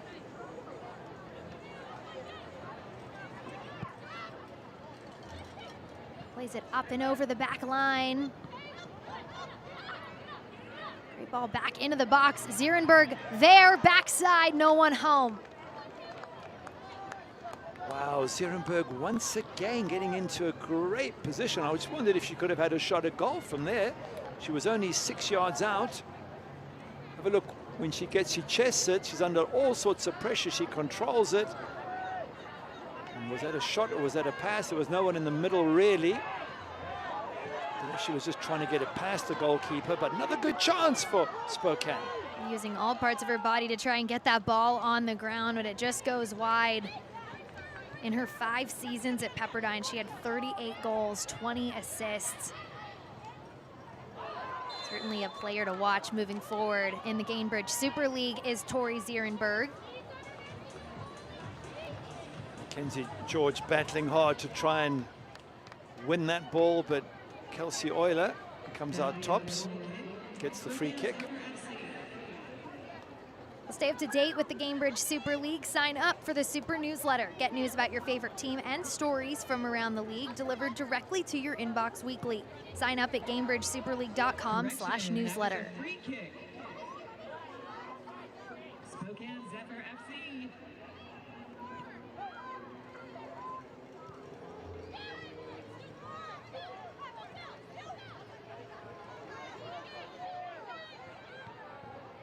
So 60 minutes down here between Carolina Ascent and Spokane Zephyr.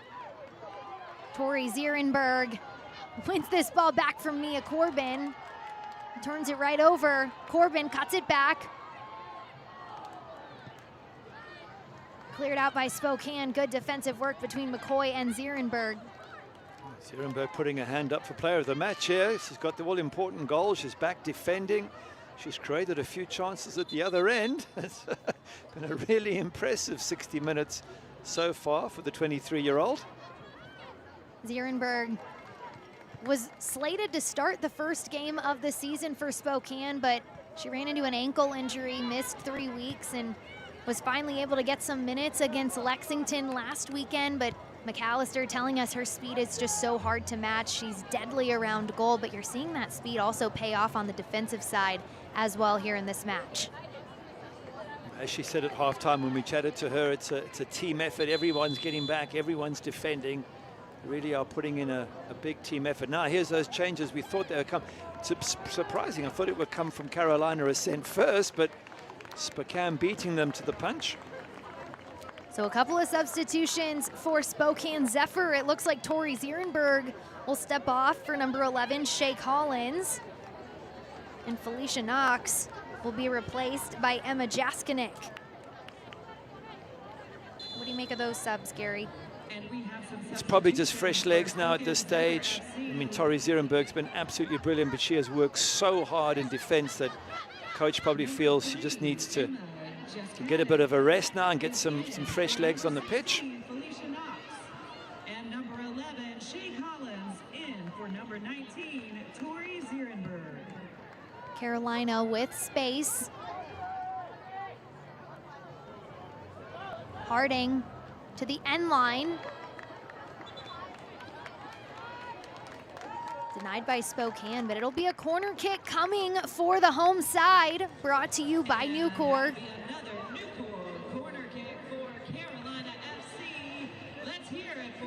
Well, maybe it's set pieces that get Carolina Ascent back into this game. They've found a way in their last 3 games, being behind, to get at least a draw out of these matches. Taylor Porter has been busy in the corner. This is her 5th of the match.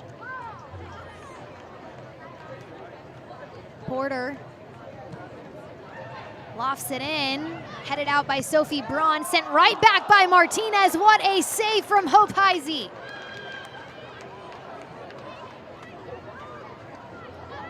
We spoke about how she hasn't had much to do. Well, as the pressure builds up, they're going to need Hope Heisey, and good save to her right-hand side, gets rid of it, pushes it away from danger.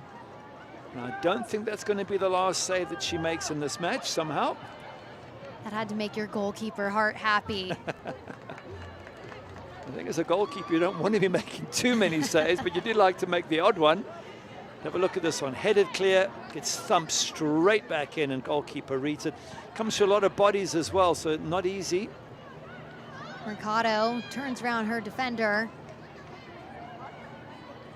Takes it to the corner, pulls it back.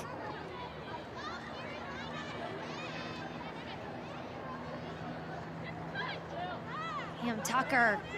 We saw her do this in the first half, and she found Zierenberg on a beauty of a ball forward. Solid job keeping possession for Spokane. This ball pushed up to Shay Collins.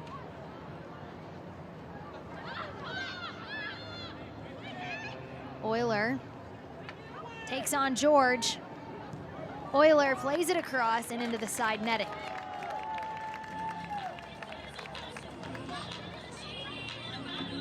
Kelsey Euler making her 6th start of the season. She's been solid. A solid addition to this back line for Spokane. Certainly has, and they're going to have to keep working, Spokane, to attack Carolina Ascent. They don't want to sit on this 1-0 lead and tempt Ascent to come at them. And the best way to stop that is to do exactly what they're doing here. You've got numbers up, you want a high press, you want to make it difficult for Carolina Ascent to play out of their box.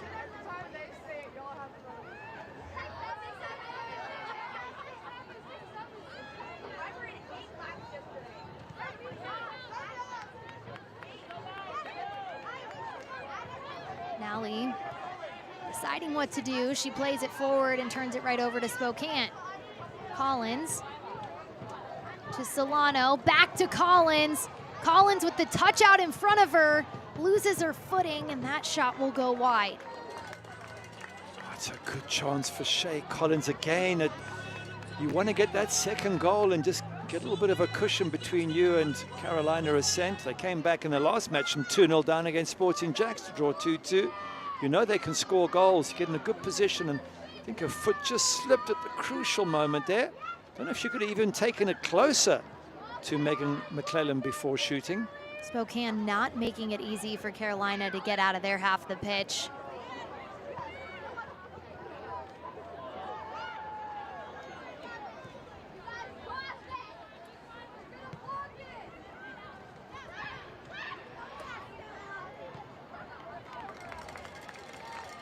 That ball trickles out of bounds from Mart. And we'll have a couple of more substitutions for the home side. We'll get you those in just a moment. And we have some substitutions for Carolina Ascent FC. Taking the pitch, number 17, Alyssa Walker. So Taylor Porter will be replaced by number 70, Stella Spitzer. Number 12, Sydney Studer. And Sydney Studer, her day is done. Alyssa Walker will take her place. Stella Spitzer. In for number 14, Taylor Porter. McClellan goes short again on the goal kick. Aguilera plays it long. So Stella Spitzer became the youngest pro player in Super League to sign a multi-year contract this offseason. The youngest player currently competing in the Super League. Getting her first minutes of the season. Oh, just 15 years of age. That is young. And it's a surprising player to put on at this stage. I mean, with 5 minutes left, yes, but the stage here where you're trying to get back in the match, you would have thought that Luana Grabias would have been the choice, but they've chosen this youngster. Let's see if she can light things up. Wouldn't it be wonderful if she got a goal and got her team back into this match? We've had excitement with Tori Zierenberg and how wonderful she is, but she's 23 years of age. Young, yes, but 15 is, it's incredibly young. Maddie Mercado running off the pitch. I think the officials are looking to some blood on her knee. So she'll step off for a moment. Set piece coming from Jill Aguilera. Played in. Headed out by Sophie Braun.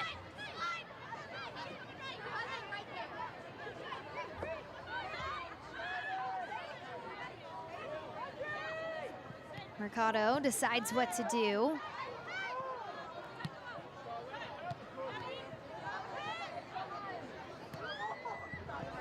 Shea Collins, too heavy of a touch.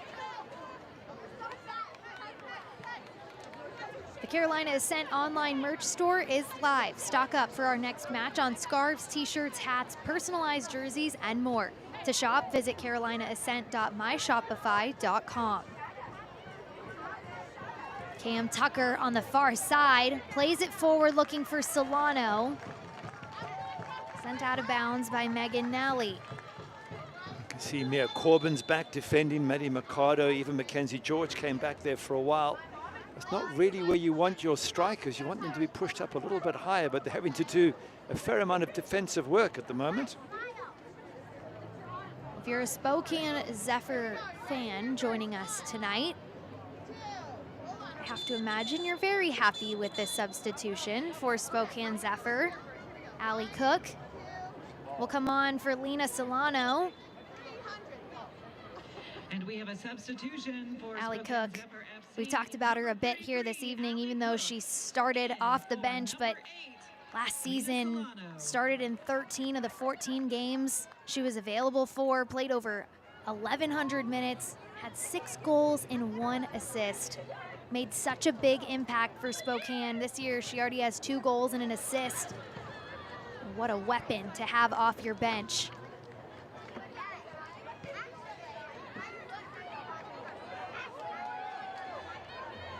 So Carolina on the move. It's Alyssa Walker. Walker pushing it forward.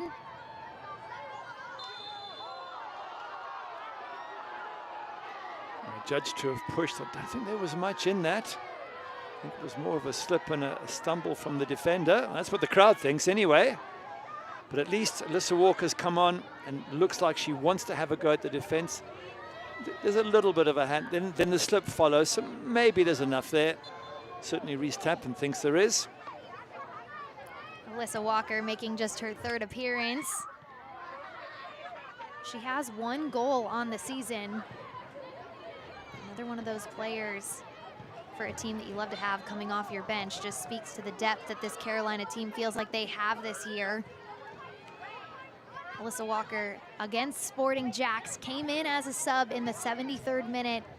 and got her first goal this season in the 74th minute. So it doesn't take long for Alyssa Walker to make an impact in matches. I think Carolina and Phillip Poole are hoping that she can do the same here this evening.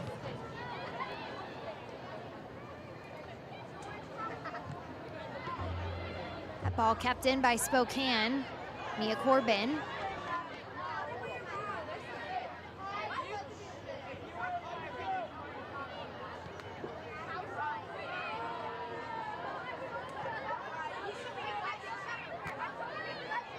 Harding splits the midfield, looks to Corbin, who plays it up to George.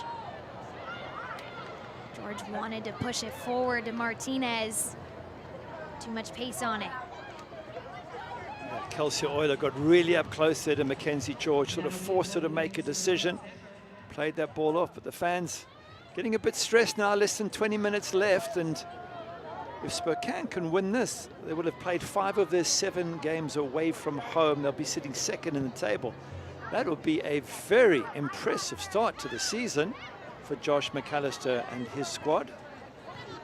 This is a Spokane team, to your point, that has been on the road for quite some time. Josh McAllister telling us it feels like we've been on the road for a month. So to be able to pick up 3 points here in Carolina, their first road win of the season, would be a huge momentum boost as they turn to Lexington and Dallas, hosting both of them at home. So a substitution for Carolina Ascent. Riley Baisden will come on for Mackenzie George.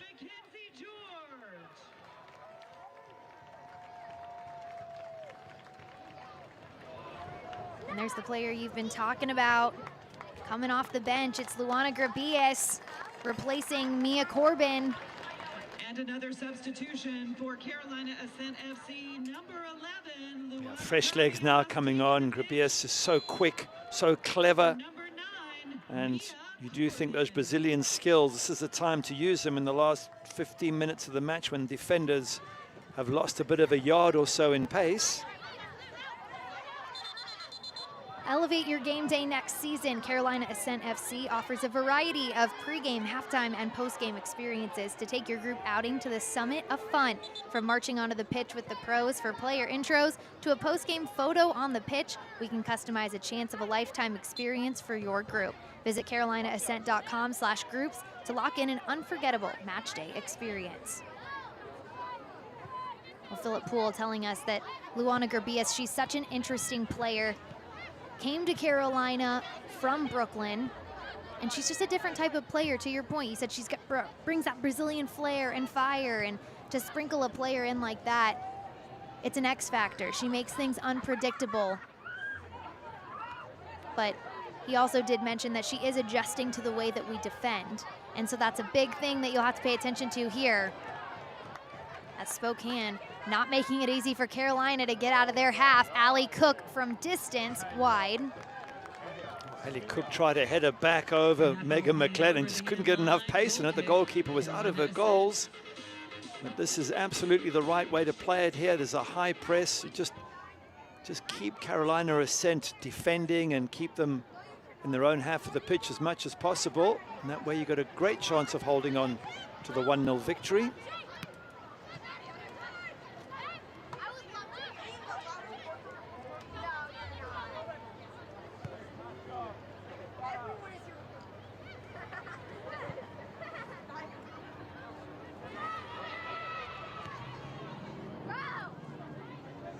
'75th minute now in Charlotte.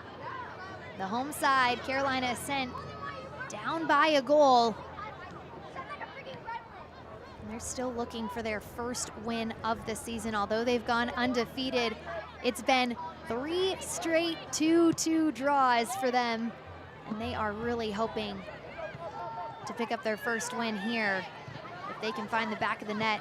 I think they'll probably take a draw at this stage even. You're 1-0 down with 15 minutes to go.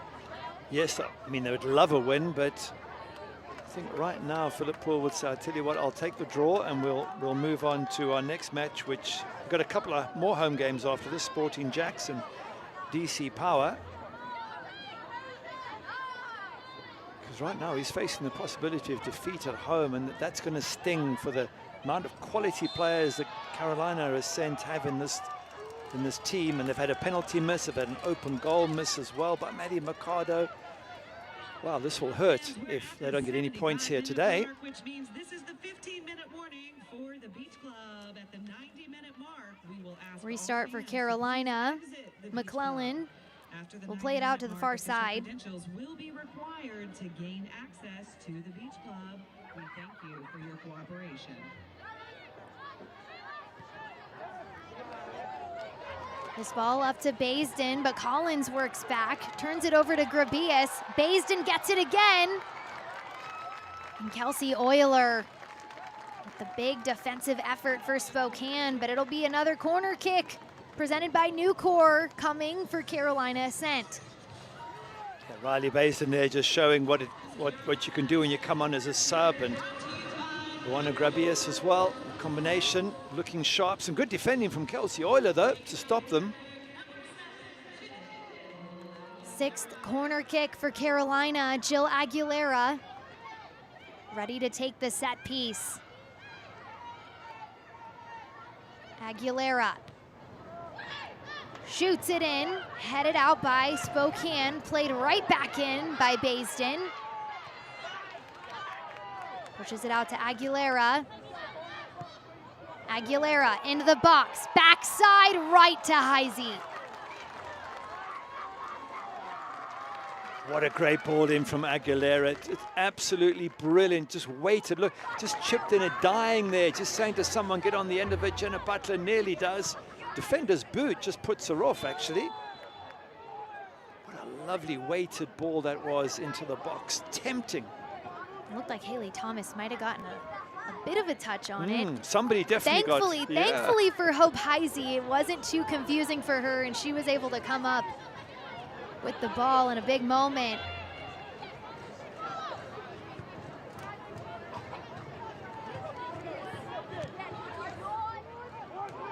Long ball over the top. Harding called offside. Harding's got to be able to see down the line there. Audrey Harding, keep herself onside. It was a lovely ball. And she just lets Spokane off the hook there. They get a chance to have a free kick, settle everything down, bleed a few more minutes off the clock.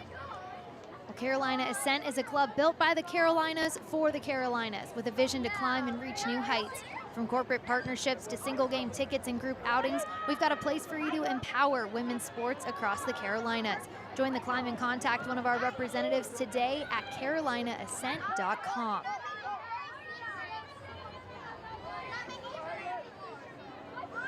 Heisey deciding where to go. Cook gets a head on it. There's a late tackle into the back of Cook, and looks like it's going to be a yellow card. Megan Nally has had a few conversations with our head official, Caitlin Trowbridge, so she finally sees a yellow. Yeah, it's constant infringement, and Coach Philip Poole saying, well, that really wasn't a bad tackle. I don't think it was either. And the referees just said, look, there's been too many of them, and if you accumulate them all, then it's equal to a yellow card. Either way, she's in the book. Got to be careful from now on. 80th minute, Spokane Zephyr still on top. And Carolina climb back into this one.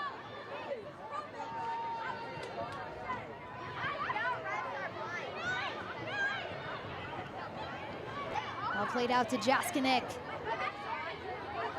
Jaskinek gets around Aguilera. Tons of pace on that ball. Then Apollo Law, yellow card shown to number 19 for the Carolina. Bree Martinez pokes it out of bounds.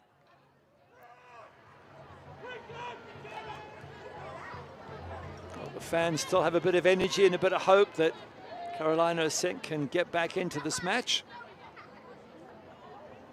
And we have a corner kick. Not so sure what he feels about it. I can't read his expression.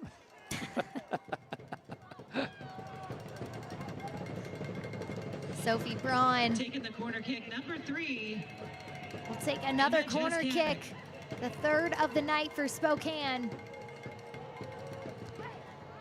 Braun into the box, punched out by McClelland.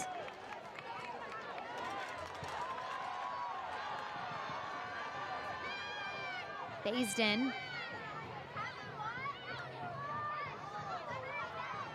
Spitzer loses it in the midfield. Mart. Too heavy of a touch, looking for Cook. Again, positive from Spokane, keeping numbers up there, tempting a mistake from the Carolina Ascent team, and turnover ball, which they've got. Sophie Braun calms the group down and finds McCoy.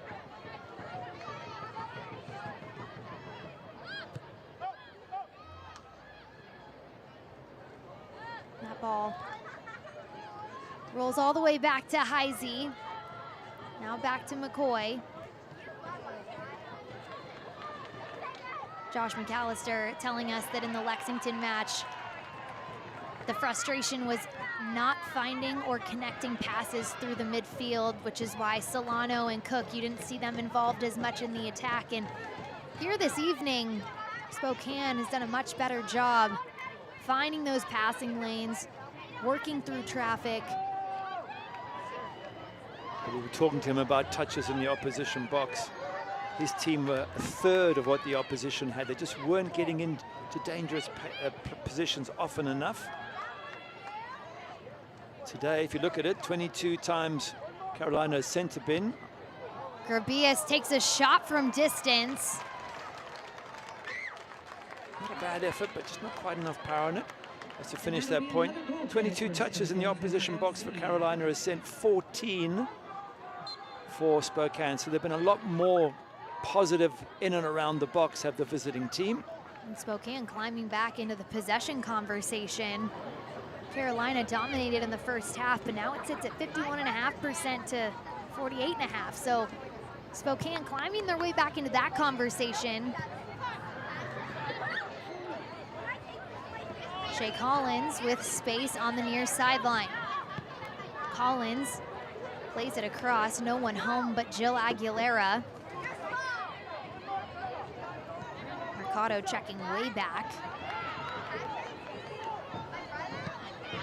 Harding slots it to Baisden, who sends it up to Walker. Reese Tappan with the backside coverage.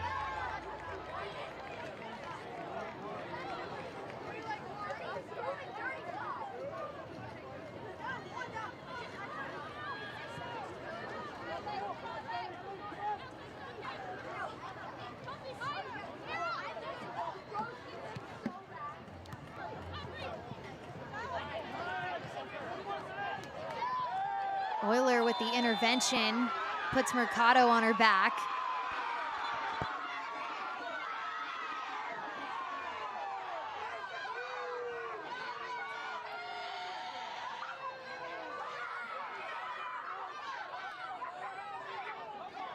Carolina fans pretty vocal right now. Why is that, Gary? Well, they're claiming there was a bad tackle there coming in from Kelsey Euler. There, but she does get the ball first, so hard to decide who's at fault, if anyone. I think it's more the frustration for Carolina Ascent. Look at that clock ticking down, nearly at the 85th minute. You need to make something happen. You go back to those Manny Mercado opportunities, the penalty, clearly great chance to have scored, but the one where she was in front of the goal second half and knocks it over the crossbar from 5 yards out. Wow, those are massive moments in the game. Yeah, many moments that this Carolina team will look back to and say, what if? Not the best position you want to be in, especially when you are still searching for your first win of the season. Fans, we just had time for a hydration break presented by... So following that card. Yeah, she did get the ball first, but maybe just foot up afterwards. A little bit dangerous. And she's come off the pitch now.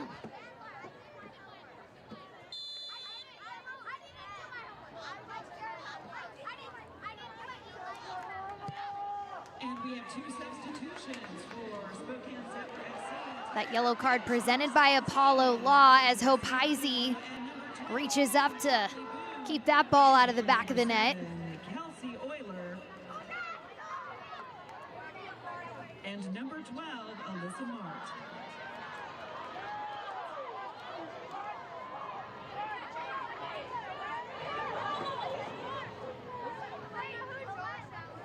So a flurry of eventful things happening on the pitch right now. A couple of substitutions for Spokane. Hope Heisey coming out and picking up that ball sent forward by Carolina. So number 22, Charlie Boone, comes on for Arissa Mart. And number 17, Madeline Desiano, now on for Kelsey Euler. So late substitutions for Spokane. We're in the 87th minute. Cam Tucker will take it to the corner, but Jill Aguilera trips her up. That is such good play. Driving into the corner, winning the free kick.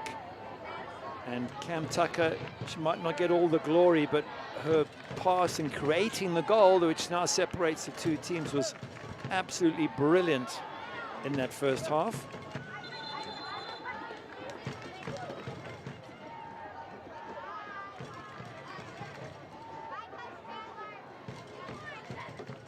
So Sophie Braun is set to take another free kick.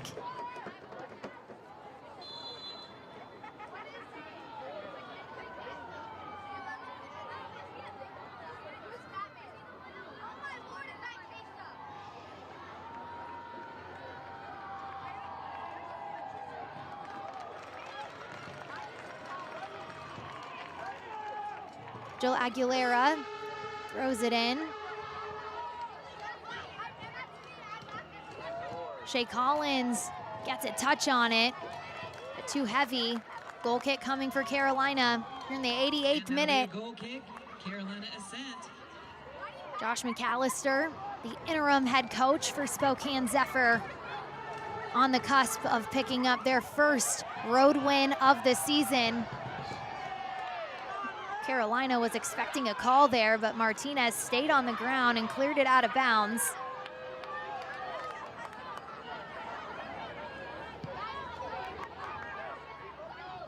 Final moments at American Legion Memorial Stadium. Josh McAllister giving his group some confidence, motivation to finish out these last few minutes. Carolina undefeated on the season coming into this match, had scored 2 goals in each game. Harding, backside, high in the air. Basden was there with the head on it, and Heisey comes to collect. Once again, good defending from Spokane, not allowing an easy header at that back post, and in the end, comfortable for Hope Heisey to scoop it up. And they really have put in a defensive masterclass here tonight, Spokane Zephyr, restricting Carolina Ascent just to 2 shots on target the entire match. I guess maybe you could say they gave away a penalty. That wasn't the wisest thing to do, and they could have got punished for that. So bear that in, bear that in account as well. But still, it has been good work from the entire Spokane Zephyr team to keep this star-studded Carolina Ascent team at bay for most of this match.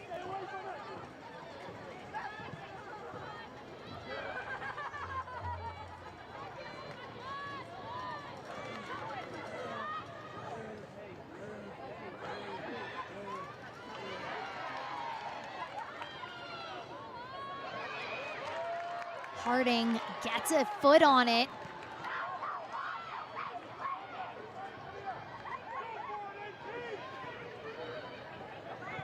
Allie Cook launches it forward. McClelland coming way out of her box.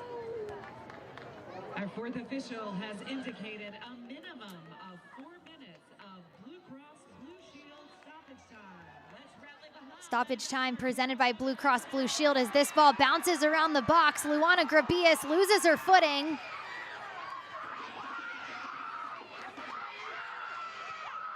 We'll have a minimum of 4 minutes of stoppage time added to this second half. Another ball sent into the box. Walker was there. Not enough on it to get past Heisey.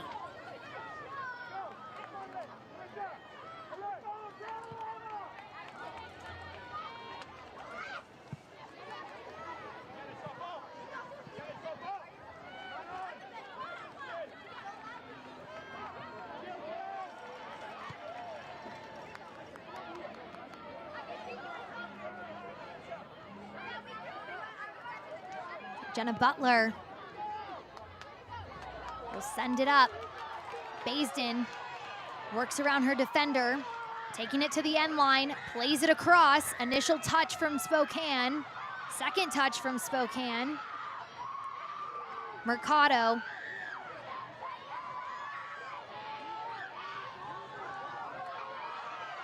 And Grabias.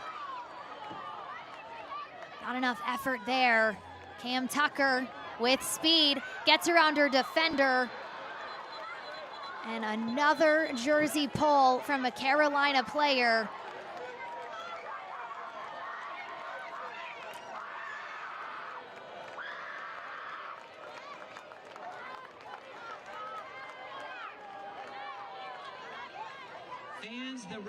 So it looks like our head official, Caitlin Trowbridge, will show a red. That's denial of a goal-scoring opportunity. His last defender, she was through on goals there. Who else? Cam Tucker once again. And Jenna Butler taking one for the team. Doesn't even argue, gets off literally with 2 minutes to go. It doesn't really make a difference. They're down to 10 players. He had to stop Cam Tucker, though, from getting through on goal.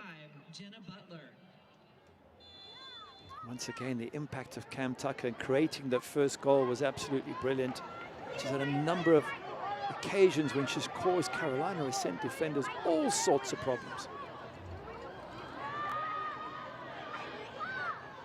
That ball kept in by Emma Jaskinek, and Spokane just keep possession in the corner in these final few moments. Jenna Butler with the jersey tug, denying of a goal-scoring opportunity. She gets a red card. So Carolina playing with a man down here in the last few minutes. It's just a sour end to a game which has run away from Carolina Ascent and shouldn't really have, with a penalty and a great opportunity for Maddie Mercado. It could have all been so different, at least a draw, maybe a win. Instead, it's looking like a loss at home and a red card. It's going to be so frustrating for Philip Poole, but well done, Josh McAllister and his squad. It's been a really, really good Spokane Zephyr performance, albeit a touch lucky from the penalty point of view, and the good chance missed by Maddie Mercado, but they've taken those opportunities, turned them into good luck, and on the verge of all 3 points here. That's what the best teams do. They take their opportunities and they capitalize on them.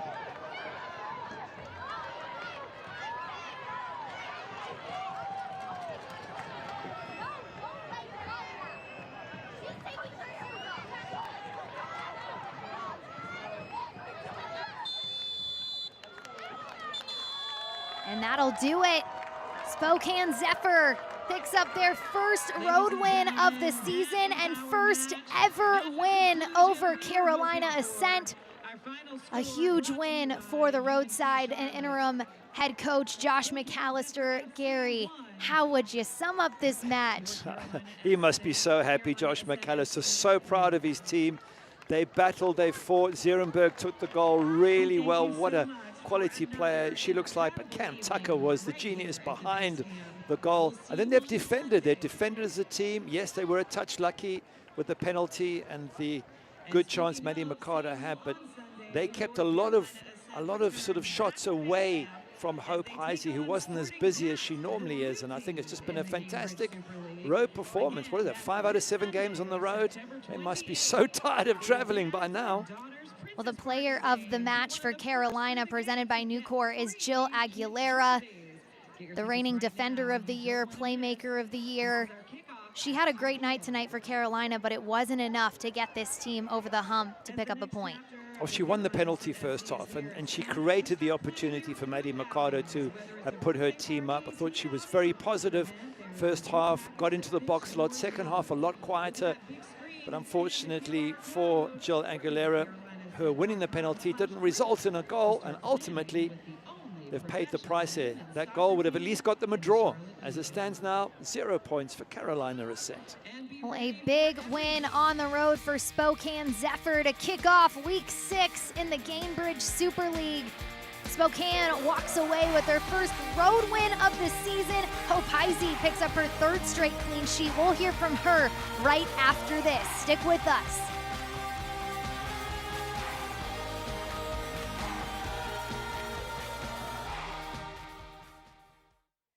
Tonight's toughest steel player of the match is presented by Nucor. Our player is number 31, Mackenzie George.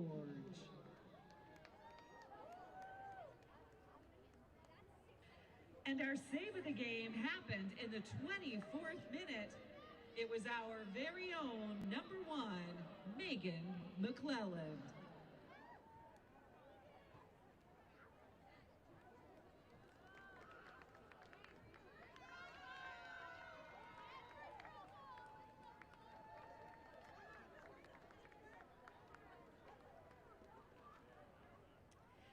And to all of our Carolina Ascent fans out there, thank you again for coming out tonight and for supporting your Carolina Ascent.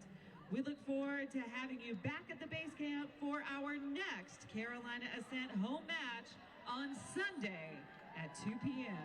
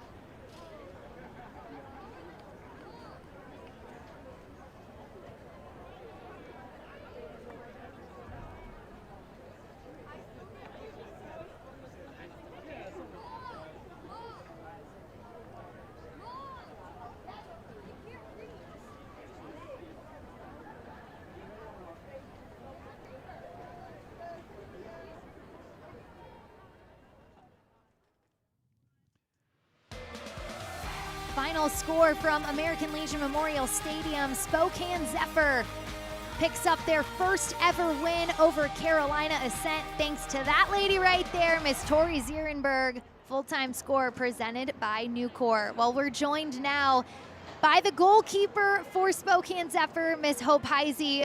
Hope, your 3rd straight clean sheet, now tied for the lead league. What has led to this success defensively as a group for this Spokane team? Yeah, I think we've just fully bought into the game plan. We have some great leaders back there, like Sarah and Reese really hold that down.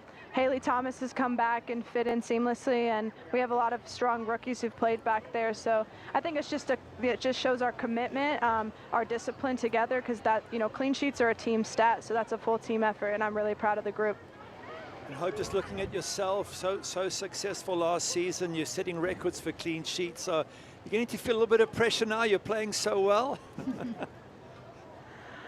There definitely is an elevated sense of pressure, but all I can do is control my process, control what I can control, and that's going out here and putting my best effort forward. And I have a great team in front of me, so they make my job easier every day. Your group now on a 3-match unbeaten streak. Hope, When you look to going home, this road trip is finally done. How big of a confidence boost is this for this group to get back on your home turf after picking up 3 points on the road?